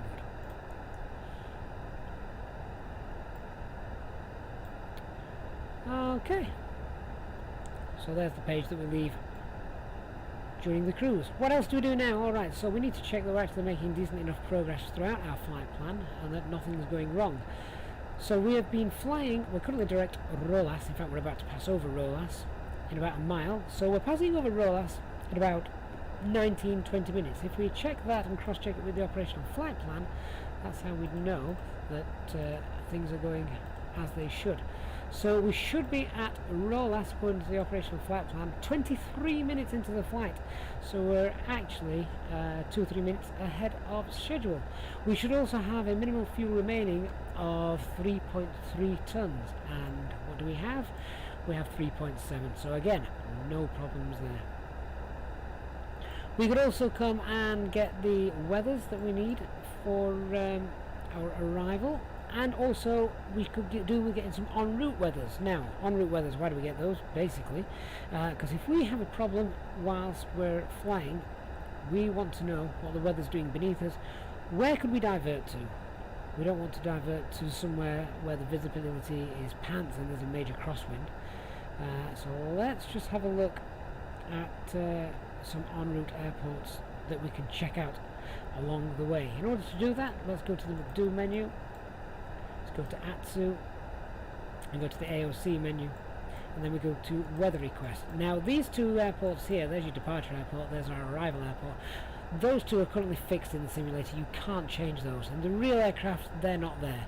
You can input those two as you wish, but they've just put those in for, well, I guess to make it a little bit easier, but really it doesn't do us any favours. So which airports am I going to check? I'm going to check Alicante. And sorry, no, I'm not. I'm going to check Almira first, which is Lima Echo Alpha Mike, and then we can also check Alicante as well. Lima Echo Alpha Lima, Lima Echo Alpha Lima. So we'll do that. We can send those off, and that will come through in a couple of minutes. Once we've done that, we'll also have a little look at the approach and what we expect to do. We might have a play with the tablet as well and that top of descent calculator.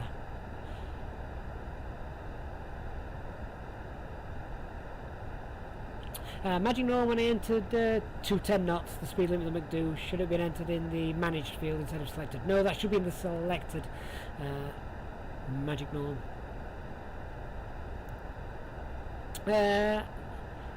Quickcast, you've heard the printer is working. Would love to see the printer in action in this flight. Yeah, no problem. Well, we've got the company message now.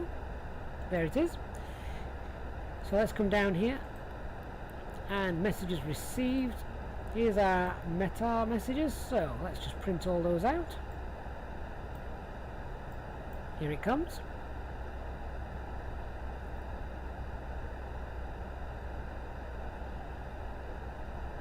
So if anyone is flying alongside with me now, I don't know how many of you are, but if you sent a message in the free text to EZ34 Alpha Mike, we could receive your message and print it out live in flight.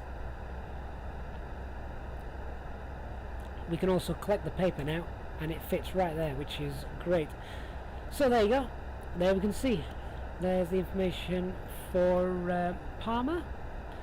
So Palma's looking quite nice. Those winds 130, so a slight crosswind coming in. Let's hope it doesn't get up too much from that.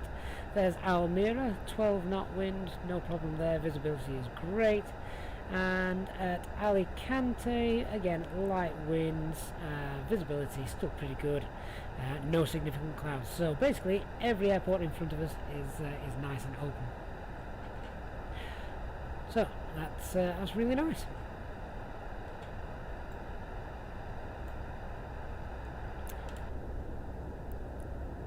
So, would anybody like a drink whilst we're at cruise altitude? I know I would. Ladies and gentlemen, we are about to serve a selection of alcoholic drinks including wine and locally sourced ales. Please make sure your tray table is in the down position and clear any items from the aisle. This is a paid-for service, so please consider tipping the cabin crew and the channel using stickers or super chats. Thank you. I don't think you're going to run out of paper. It is virtual paper, we have to remember, sadly. HD, who many of you know on the channel, HD did tell us on the Discord server about, in fact it's not on the Discord server, it's on the video when we first previewed the working printer. He did tell us about an episode where he dropped one of these weather reports down the gap in the pedestal and they had to call the technicians to come and get it out. How embarrassing. Felon, can I check the ATIS? Right, do you know what? I'm going to clear something up here because I saw loads of people slamming the aircraft for the ATIS not working. Let's come back in the flight deck. So let's have a look. The ATIS then. As you saw just then, I got the METAR, not the ATIS. The ATIS gives you much more information than the METAR. The METAR is just the weather. The ATIS is the Terminal Information Service, which basically tells you which runway is in use, if there's any in particular important things you need to know about going on with the runway. So if you go to your options menu, so the do menu and then the options page, and if we come to is it the AOC menu? Yes, AOC. So there you can see there, source ATIS. Let me just change the view. So there we've got the source of the ATIS. You can change the source of where you get the information from. So at the moment my METAR source comes from Meteor Blue, which is Microsoft Flight Simulator. That would make sense because that is the weather I am seeing out of the window most of the time. So I don't really want to change that to anything else. So let's return. The source for the aerodrome forecasts, well, these only work in America as far as I believe, so I'm not really bothered which ones I have there. Return there. So the source of the ATIS, if I select that, I've currently got it set to VATSIM.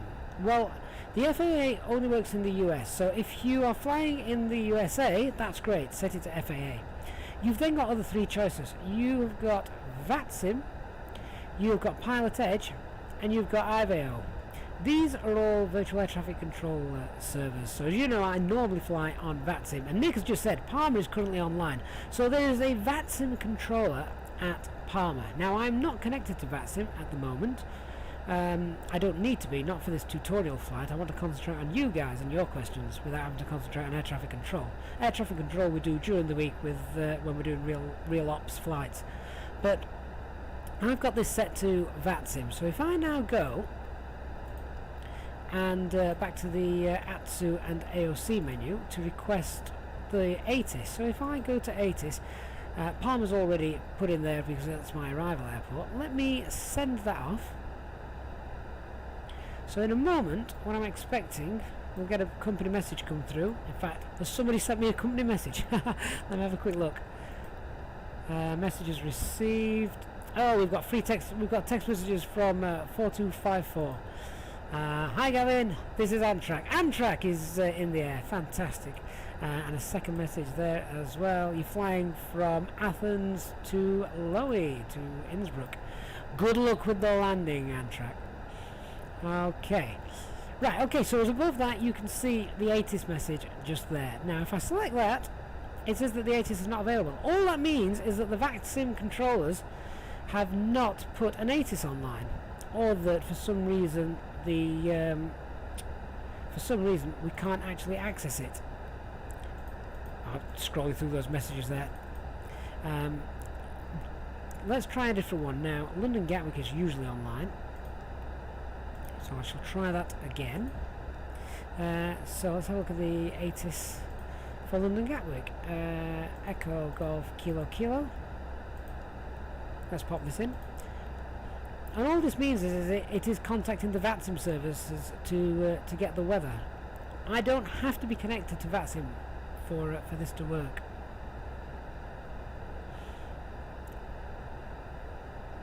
Boss Monkey, how do you check your call sign? Your call sign is whatever it says in its page just there. So if the call sign's there, my flight number is EZ34 Alpha Mike.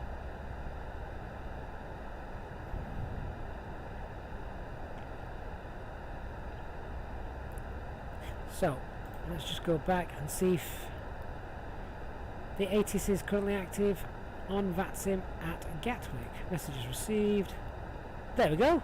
So clearly there is an air traffic controller online at Gatwick, and he's put all the information on the ATIS. And I'm not connected to VATSIM right now. Remember, you can pull this information regardless of whether you are connected to the VATSIM network or not. So even if you're not confident yet on using VATSIM, you can still access their information. So that's good. Boxer Steve, how do you send a free text? Right, okay. Someone give me a flight number, guys. Who am I going to talk to? So my flight number is EZ34 Alpha Mike. Fair, that's right. It depends on each airport, and it depends if there's an active controller on the VATSIM network at that airport. If they are, you can get the ATIS.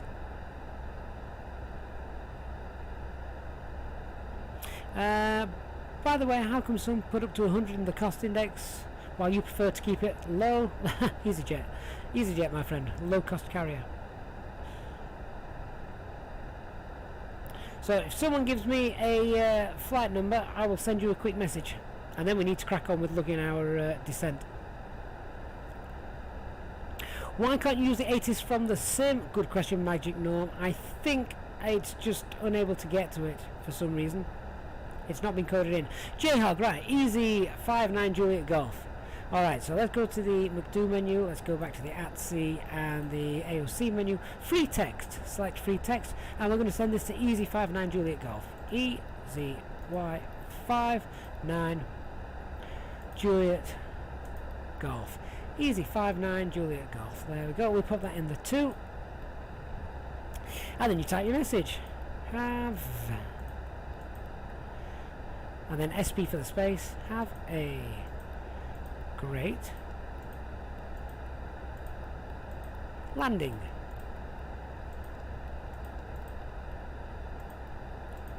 And of course, if I wanted to write any more, I then continue on the second line. Good luck. And that is how you send free, that's not how you spell luck, but that'll do. Good luck. And that's how you send the message. Just press the send button, and that's it. J-Hog, let me know if you get that. If I now go back to my AOC menu, receive messages, there we go. We've got a message from 42069. Hey Easy, it's Boss Monkey. Hello Boss Monkey, hope your flight is going well. And I can even print out your message. Look, there you go. You're officially printed out in the EasyJet Flight Sim cockpit. Dabney cost index is usually 80. It's airline SOPs and different flight plans, etc. Right, shall we have a talk about our arrival, because we're not actually that far away.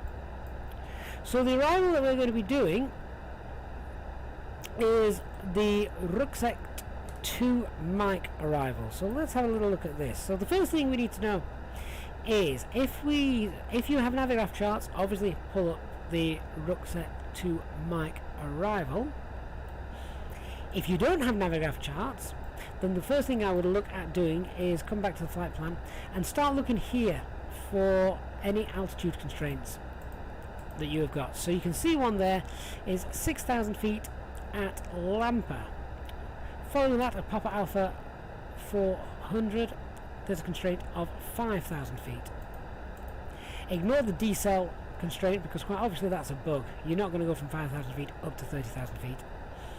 And then at Ibivu we want to be above 5,000 feet still as well. So essentially you know that you want to be at 5,000 feet at latest Ibivu. Okay, so why not let's try our new top of descent calculator, shall we? So we're currently at 30,000 feet. Where is it? So performance page. So it's currently getting our ground speed from the simulator. We can get our altitude from the simulator as well. Sync that, so 30,000 feet. Our target altitude is going to be 5,000 feet. We can key that in, 5000. I'm going to change that. I don't want to use angle. I want a nice steady descent. So if I want to descend at 1,500 feet, then I need to start my descent 113 miles away from that particular waypoint, Ibivu. How do I know when I'm 113 miles away?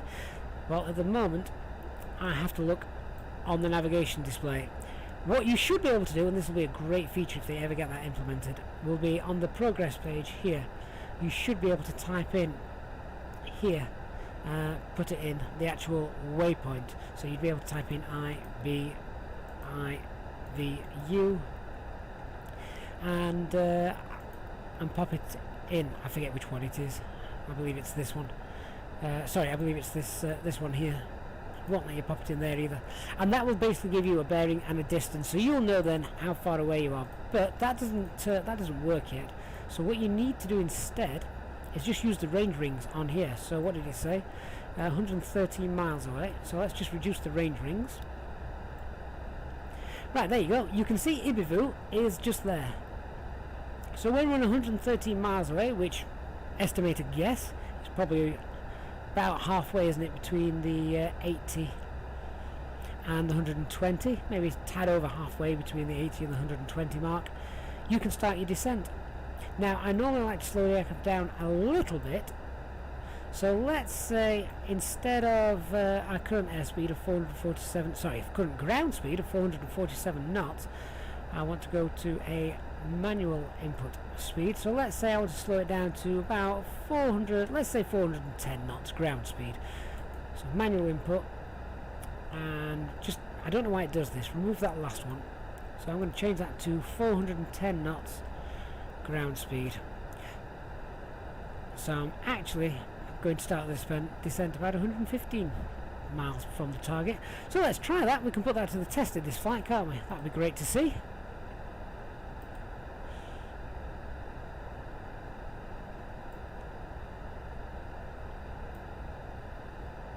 So other things that I will be doing now is I will be looking at the approach. I've got the charts next to me, and I would start scribbling things down to make sure that I know exactly what's going to happen with the arrival. An old saying in aviation, which I'm sure I've said on this channel before, is don't let the aircraft take you somewhere your brain didn't visit at least 5 minutes sooner. Sam C, can I add the electronic flight bag to a second monitor? I don't know, can I alt click it? Oh, you can't see that, I don't think, but yes you can. You actually can. It has windowed itself out. I don't think you can see it on this stream just because of the way I've got the streaming software set up. But yes, you can.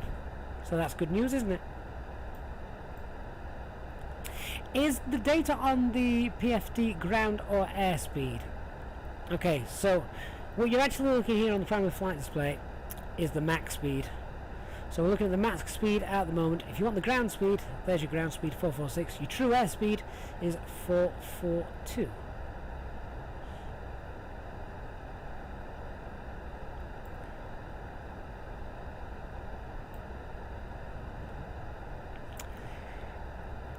So Ferran, yeah, you are correct. SimBrief also does give you a top of descent. Do you know what? We can check that. So SimBrief is telling me to do, according to the operational flight plan, it's telling me that that top of descent should begin at, let me just have a look at this. Well, see, this is telling me that the top of descent is 51 miles away from the airport. Now, that sounds very close to me. Do you know how we can work that out? Look at this. So if I just change this, so current altitude 30,000 feet, we want to hit 5,000 feet. Oh, sorry, that's actually not going to work. SimBrief has set a ridiculous flight altitude, hasn't it, for this? It has set a flight altitude of flight level 140. That's why, in which case, that's probably accurate. Yep, it's okay. But what you can do then now is use the top of descent in the SimBrief to work out when you need to start your descent. So on the operational flight plan that I'm using today, again, if you haven't got it or you've just come in late, let me just add that to the chat for you. There it is. You'll see the top of the descent is starting 51 miles away from the airport. You could actually, if you wanted to, then put in here that you wanted to start your descent at 51 miles, in which case we'd need to descend quite rapidly at 3,300 feet per minute, so we're not going to do that. I want a nice gentle descent for my virtual passengers, vertical speed of 1,500. So there we go. Lewis, does SimBrief tell you what VS to descend to? No, but as I've just shown you, the new top of descent calculator will do. Alright, so Ibivu is almost upon our top of descent place. We can tell the passengers to start preparing. Ladies and gentlemen, from the flight anchors laid off, so we're starting our descent to our destination. At which point the cabin crew will start preparing the aircraft for our arrival, so you can make sure the answer can there are lifting baggage. The seatbelt signs will also shortly be going on, so if you do need to use the toilets, please do so now before we pop those on for your safety. Thank you very much for your cooperation, and we'll speak to you again soon. Okay, yeah, so Nicola, for some reason SimBrief screwed up. Very rarely, very rarely have I seen SimBrief do anything as daft as that. I don't know why it gave us a flight altitude of flight level 140, but there you are. Okay, so descent preparation then. We need to get our weather once more. Make sure it's up to date. Weather request. We'll send that off, and then we can pop that in the performance page in a moment. We want to check the coding of the approach here in the flight computer. So let's just check the plan and bring the range rings in. We're now getting the warning on the McDo to enter our destination information because we're getting close. So let's scroll through, have a look, see how this looks. There's Ibivu. Let me just zoom out from there. And there is our approach, and that looks exactly as I would expect to see the approach in the flight simulator, on the charts. So that works really well from Ibivu. We'll then circle around for the Mallorca VOR, and then it's a right-hand turn to line up and land at line up with the ILS. Now it is a very short final. Looking at this, platform altitude is only 1,900 feet. If we wanted to, and probably what would happen in real life is after passing perhaps Papa Alpha 400 or even Ibivu, air traffic control would probably vector us to go to a heading of, looking at this, something like 030 and intercept the ILS. So we could potentially do that as well if we wanted. For now, let's just zoom back out so we can see that top of descent should start now. So I'm going to set flight level of 150 blue, and that descent rate of 1500 feet per minute, and I'm just going to slow the aircraft down a little bit as well.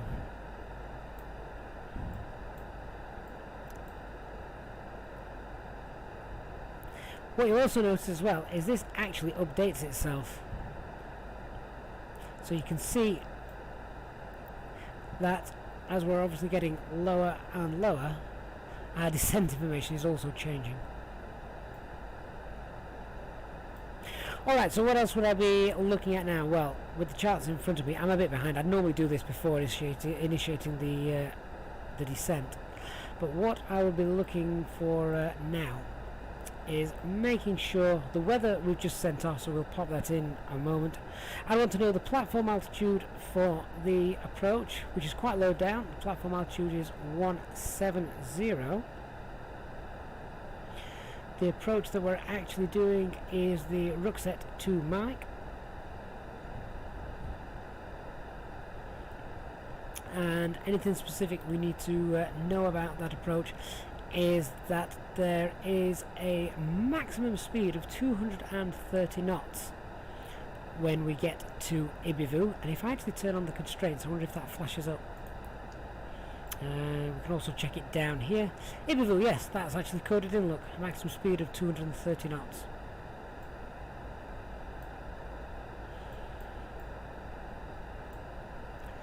So, good that that's coded in. So we need to be aware of that. Well, that's the sort of thing that I'd be scribbling down in front of me. From there, we then descend to Papa Alpha 405 down to 4,000 feet. And then after that, we're basically just following the coding of the flight plan, as that looks really, really nice in there. Other things we need to be aware of then, so as I've already said, platform altitude is 1,700 feet. The minimum safe altitude, so the minimum safe altitude for our approach as we come in is 3,000 feet. So if anything goes wrong, remain above 3,000 feet. The transition altitude here is 6,000 feet. And as we are descending down to, we're going to descend down to 5,000 feet in a moment, then I will need to change to local pressure. So what is the local pressure? Let's have a little look, because that should have now populated through. So messages received. I'm going to get that meta, and I am going to print that off because we're going to need it. It's starting to get dark. Should we put some lights on?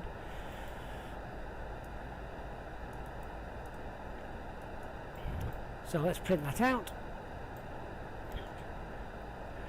Okay, so to the performance page, let's get all this information entered in. This should be done before doing the top of descent, by the way, but obviously I've been chatting away.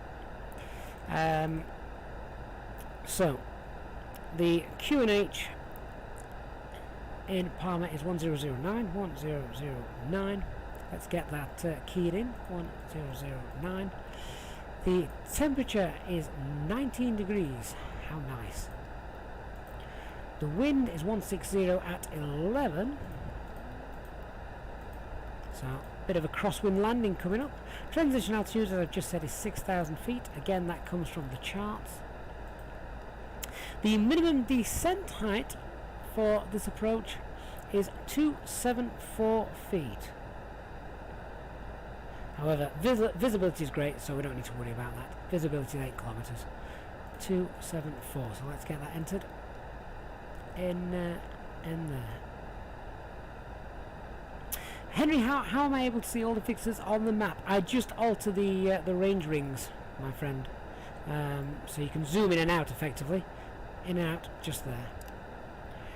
Okay, so continue that descent down to 5,000 feet at my nice easy speed of 1,600 feet per minute.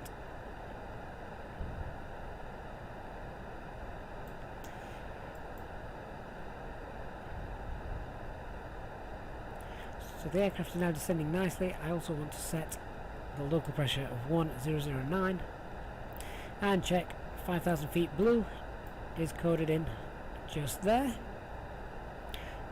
I can now start to bring that in a little bit so that we can see what's happening. So in about 60 miles we'll be at Ibivu. We want to be at 5,000 feet and 230 knots. Mark 456, which build am I flying? I'm flying the experimental version, my favourite.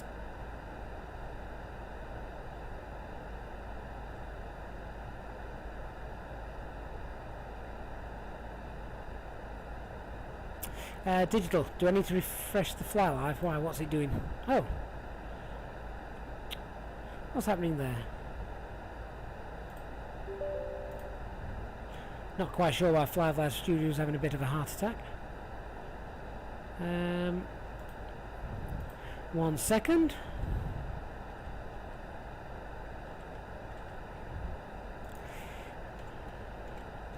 How long had that? How long has it been since that disappeared?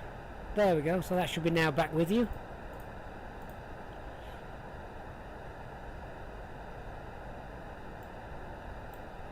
Dreamliner, do I have to do it back to this back to STD at this flight level? No, as we're going down past the transition altitude 6,000 feet, we're descending to 5,000 feet, or an altitude of 5,000 feet, we then therefore need to be using local pressure. 100.9.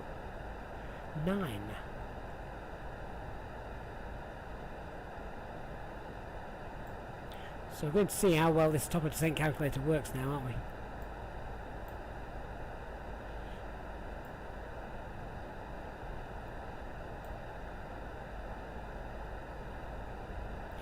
So how many guys you are with me on the descent right now? How many people have how many have flown with us all the way from Malaga? I say all the way, it's not that far away, is it?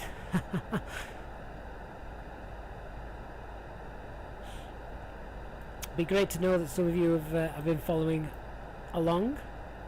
Lewis, you're with me, great stuff.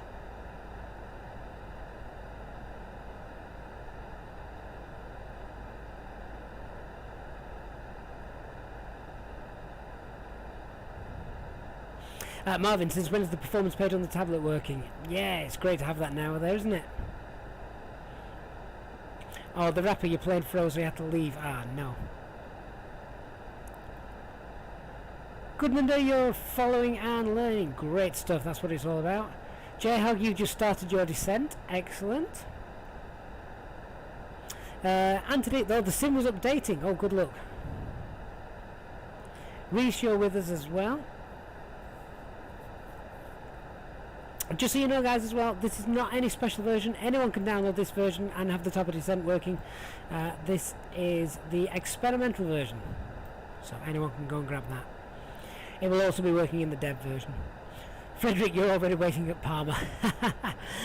I've not tried flying the 737 in the sim. 1, because I don't know how to fly the 737, and 2, because there is no 737 proper 737 available in the simulator. Just going to turn down the brightnesses of these screens now as the sun's disappeared. Scandi 941, you're at the hotel bar in Copenhagen. Fair enough. Nicola, there is a very nasty 737 in the sim that's just been cobbled together.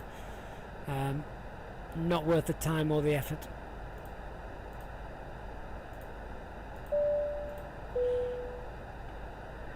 Ladies and gentlemen, from the cockpit, we're moving out our descent into our destination.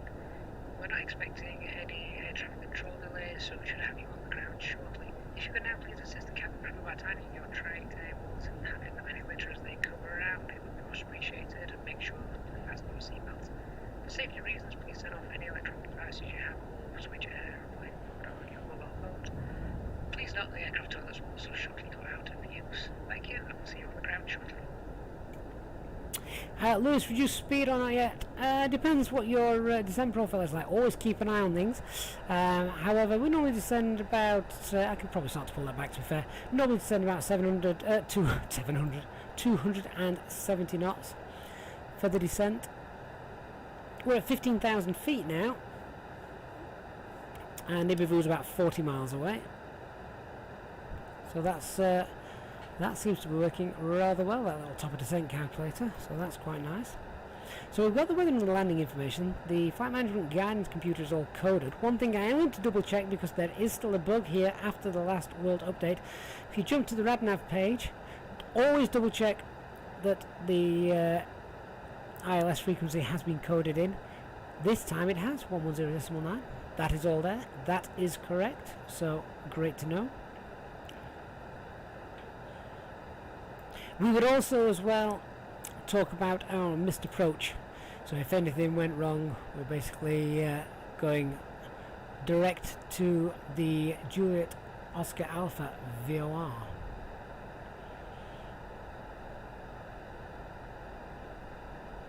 Which is the Palmer St. John VOR.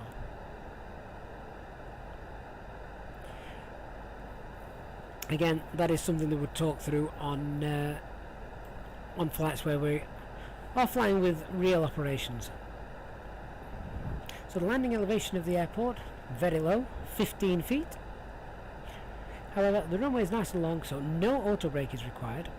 The arrival briefing we have talked about, essentially nice and coded in. We can just follow the route, or if you prefer, we can save a little bit of time. And what we could do, just turn the brightness of those up, what we could do is from Ibivu we can go direct to intercept the ILS, so we may do that. Nicholas, soft go around does work, yes, unique to the Neo, the soft go around does work. It is coded in. I'll be honest with you, I've had more success with a normal go around function, but I have seen that the soft go around does function as well. So we're now going to reduce that speed to 230 knots, as that's what we want to be by the time we get to Ibivu. And that's bringing us down to below 250 knots as well, below 10,000 feet. Let's get the passengers in their seats.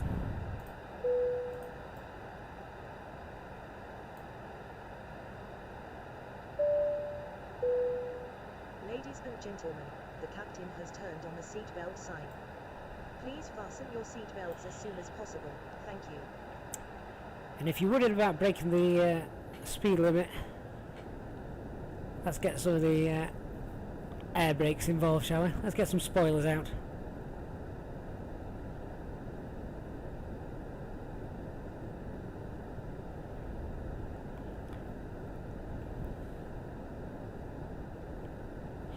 So following the soft go around essentially is just not as powerful as the main go around in simple speak. It's useful for when it would be useful here, for example, because you've got a left. If you have to have a missed approach and go around, you proceed direct to the VOR, which is almost at the end of the runway. Then you make a left turn, but you've got a max speed restriction of 185 knots, so you don't want to give the engines full power completely. Okay, now below 10,000 feet, we can get the landing lights on.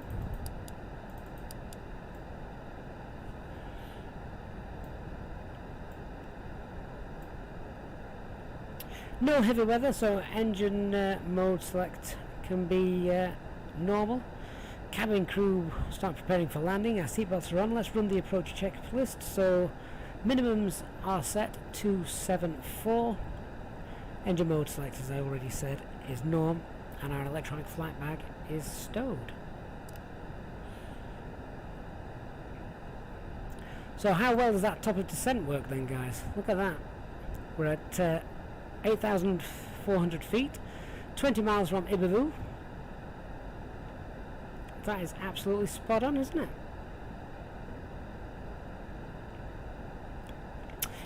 Good with the air, it doesn't push the airplane down, it literally just spoils the airflow over the wing, hence the term spoilers.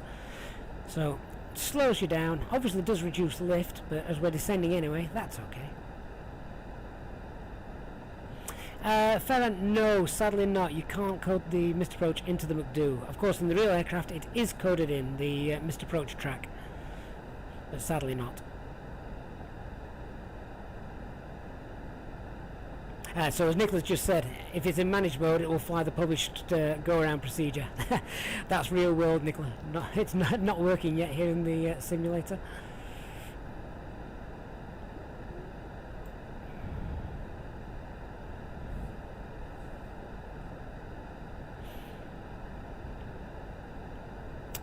Okay, so what I'm going to do then, guys, if you are flying with me, is just to cut out this little loop that we've got going around here. I'm going to go from Ibivu, and we're going to go direct over here. We'll go in heading mode. We'll go in heading mode to intercept our ILS at this point over here. So we'll probably turn to a heading of something like 020 degrees. Not your fault, Nicola.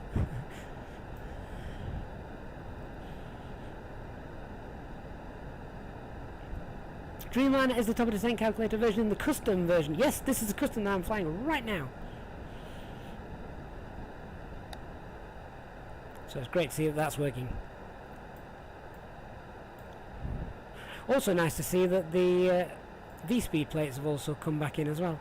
They disappeared for a while after the world update. Now look at that, guys. We're 12 miles from Ibivu, and we're about to reach 5,000 feet.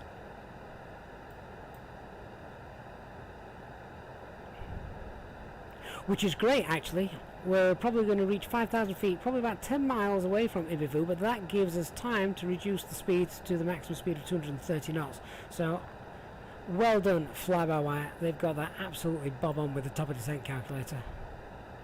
That is just beautiful to have. No more rules of three.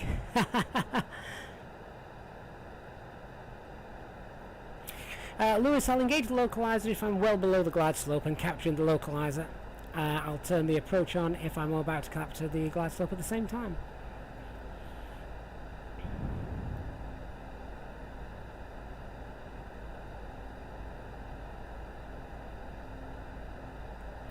Simon, when on approach, do you set the Q&A to the start of the descent at flight level 200 or the transition altitude? Got mixed answers. Right, okay, so Simon, I can make this very, very clear for you. If you are descending to an altitude, so if you're descending to an altitude below the transition altitude, you need to change it. Doesn't matter if you're at 30,000 feet, doesn't matter if you're at 10,000 feet. If you're going below the transition altitude, set local pressure.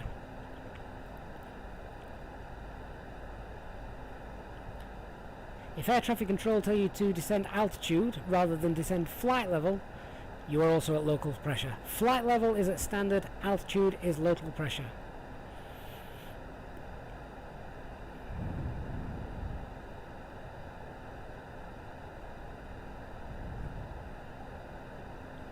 Okay, so we're about to pass Ibivu in a moment, and then I'm going to make that left-hand bank.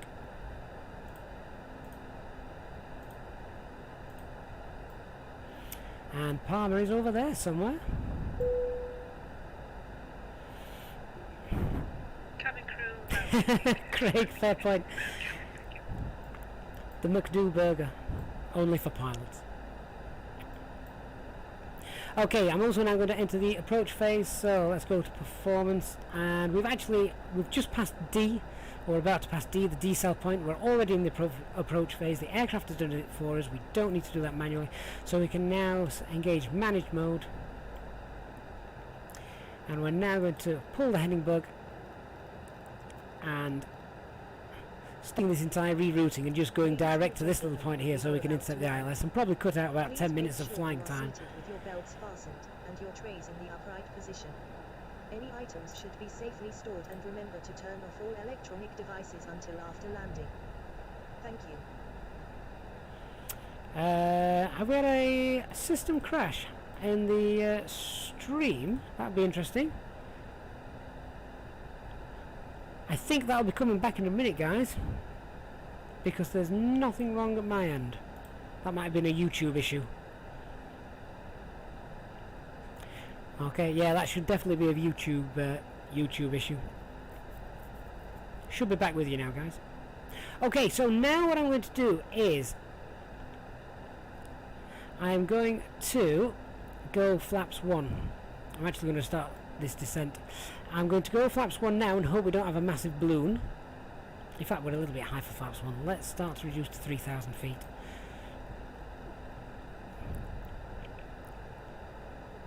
So we'll go down to 3,000 feet, turn on the landing system. That's populated nicely.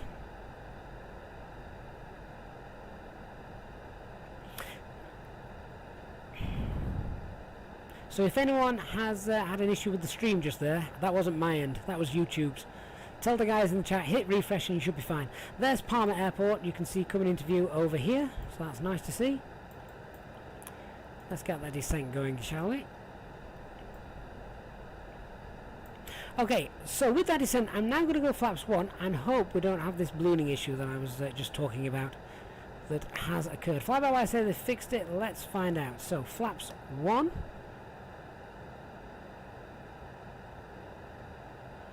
That is reducing my rate of descent far more than it should do. Right, okay, so I'm going to take autopilot off just for a moment. I'm going to control that myself and get back on. There is still an issue with that, you know. I'm not happy. I know the value they've set it to is 1.2. I think it should be more than that. Good call, Nick. We'll have to put a custom one in.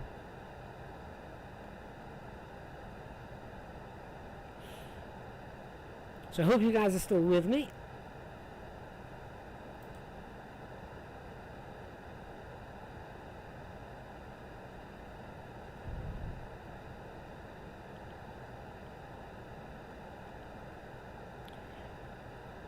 So we're currently descending 1,000 feet per minute.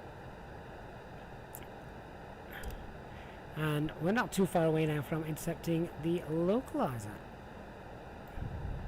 There's the Palma Airport.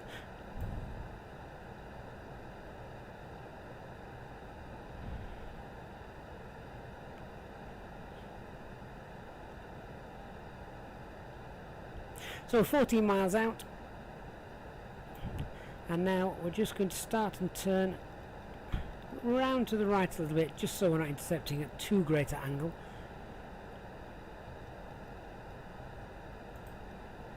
And I can pop the autopilot back on.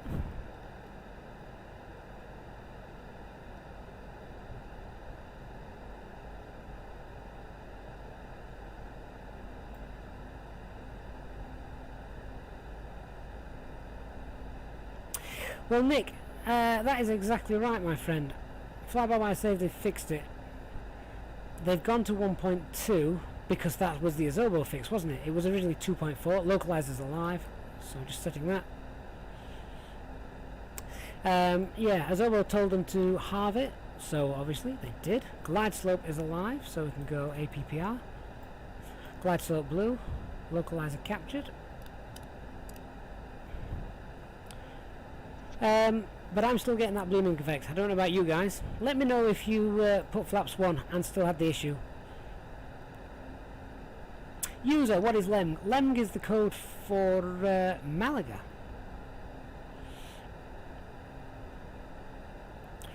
So, glide slope blue, lock green, cat 3 single. Glide slope is about to be captured.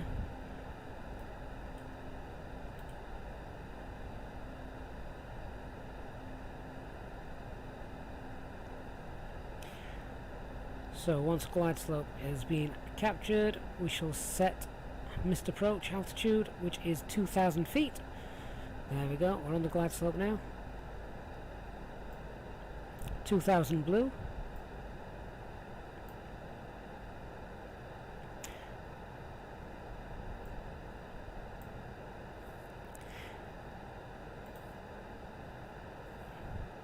And start that descent rate. That'll slow down. At the moment it's 1,200 feet per minute. That'll slow down to the normal of about 700 feet per minute. Radio altimeter is alive.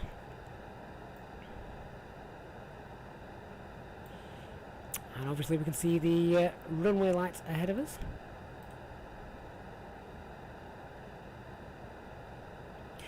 Okay, flaps 2. The fuel message in the ECAM just means that fuel has been pumped from the outer tanks to the inner tanks. It's because the inner tanks have dropped below 750 kilograms of fuel. Nothing to worry about, perfectly normal. Okay, so landing gear down. Turn on the Runway turn off and nose lights. Ground spoilers armed.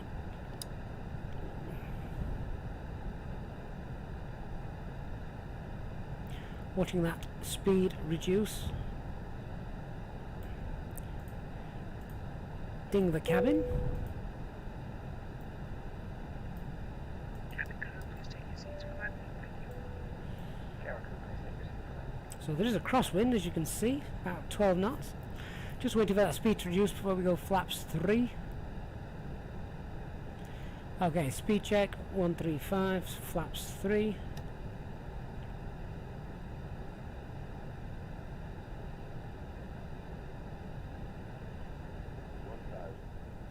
And flaps full.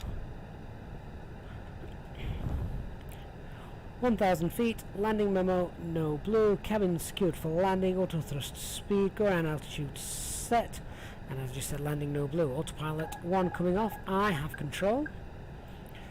So a nice crosswind landing, thank goodness we are in the custom fly-by-wire.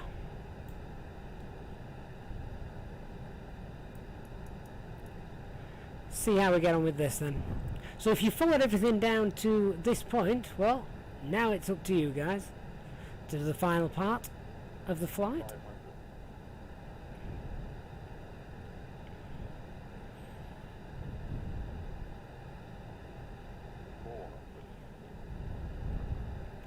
100 above. So approach stable,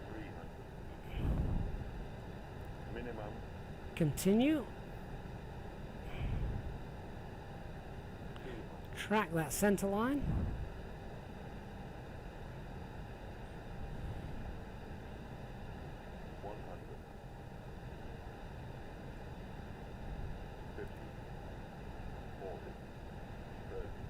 Throttle to idle, slight flare.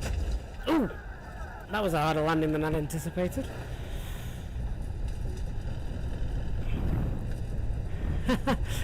We may have exceeded some G's there.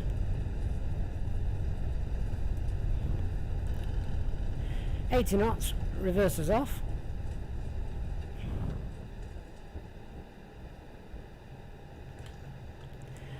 Okay, and let's vacate the runway.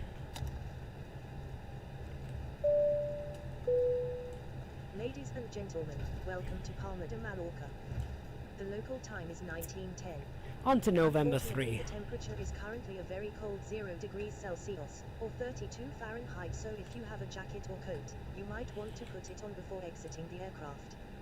Please remain seated until the aircraft arrives at the gate. You are reminded to keep all electronic devices switched off until you have entered the airport terminal. Thank you for flying with EasyJet.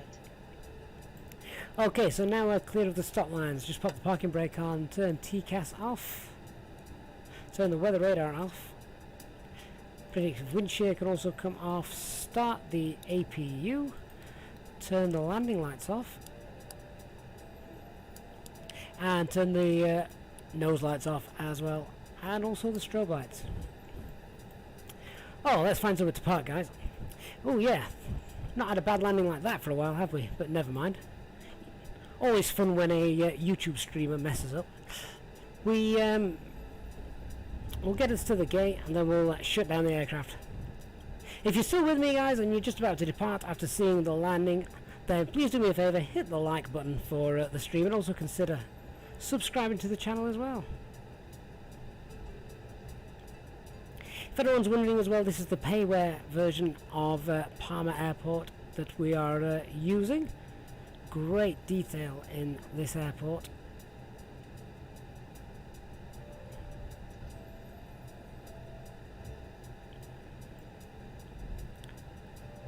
So we'll just pick a stand here on the left. Stand 20 looks free. This is a great airport to come to. I do love the scenery in this airport. Marvin, you heard a bang and people screaming. What happened? They told them they were closing the bar.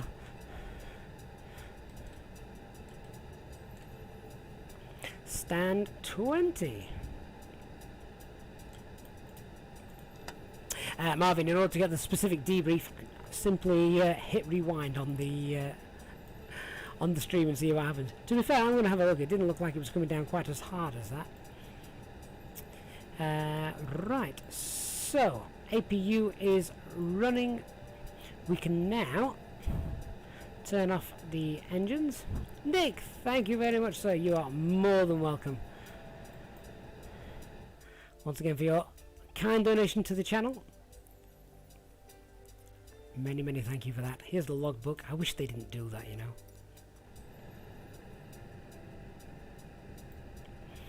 Richard, mate, what are you doing in the cargo hold? Get out of there. Okay, APU is on and running. And we can now call the jetway. Do you know what I'm going to try and do? I've not tried this. Does this work? If I press the jetway on here, does that work yet? Oh, that's a shame. I was genuinely excited to see if calling the jetway worked on the flypad. It doesn't appear to at the moment. And I don't think it opens the baggage doors. Never mind, that will come. I wish I had the replay option open for that, so I could watch that again. Those passengers certainly not happy with that flight. Alright, so other things we do then, once we have landed, hopefully we have not crashed, is, not sure why my spoilers are showing us down. I've already retracted those, or thought I had.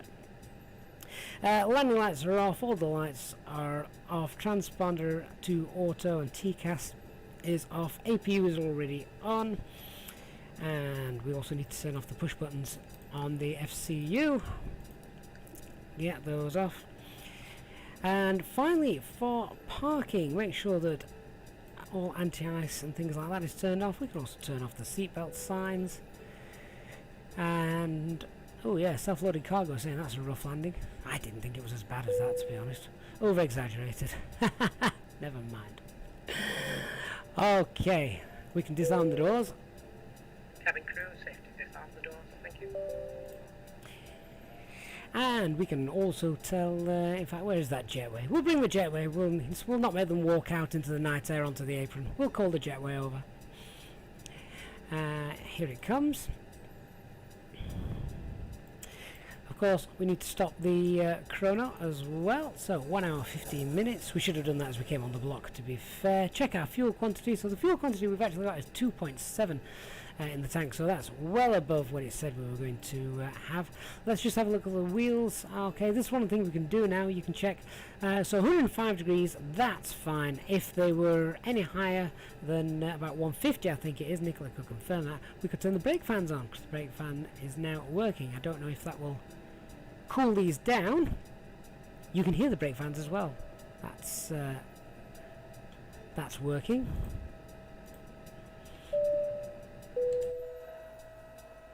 Ladies and gentlemen, from the flight deck once again, I hope you enjoyed your flight with us today.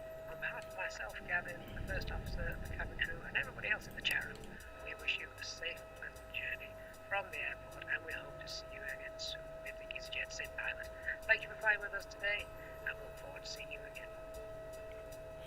One of the other things you should have done after turning the engines off, once N1 is past 10%, you can turn the rotating beacon light off as well.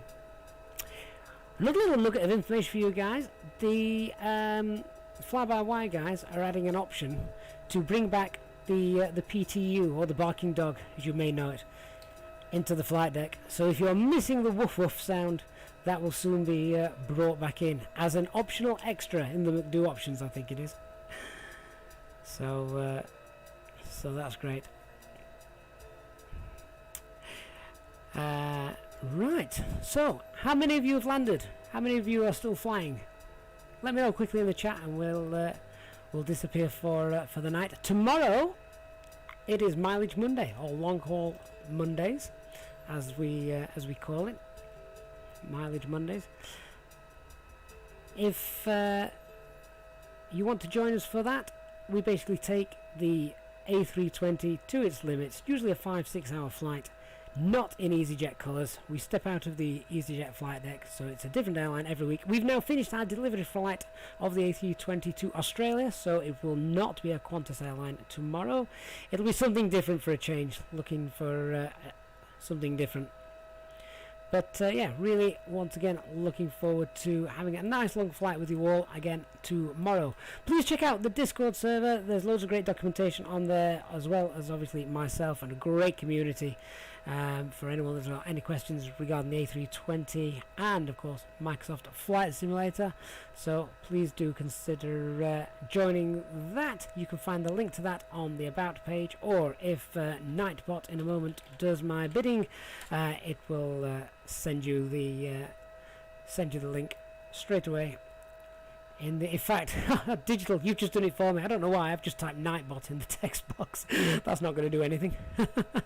But Digital Flight Deck, there we go. There's the Nightbox saying join the Discord server. That's the link. Click that, join that. There's a whole host of information on there and some great resources for making your flight sim experience much more realistic. So all that's left then to say is big thank you to everyone who's liked the stream. Really appreciate you guys if you consider subscribing to the channel. Massive thank you to those that have donated and contributed to the channel, and of course a big shout out now. You are able to join the channel and become an official supporter and member of the EasyJet Sim Pilot channel. Just have a look on the stream and hit that join button, and to get VIP access and special perks and a whole host of other things that you can find on there, as well of course as using the infamous HD ruler as he sits on the outside of our aircraft. Where is he? There he is. He's in the dark. Good job I didn't witness that landing, but I'm sure I'll get a strong debrief later. Alright guys, thank you very much for watching, and I shall see you all again tomorrow for a long haul flight. Good night.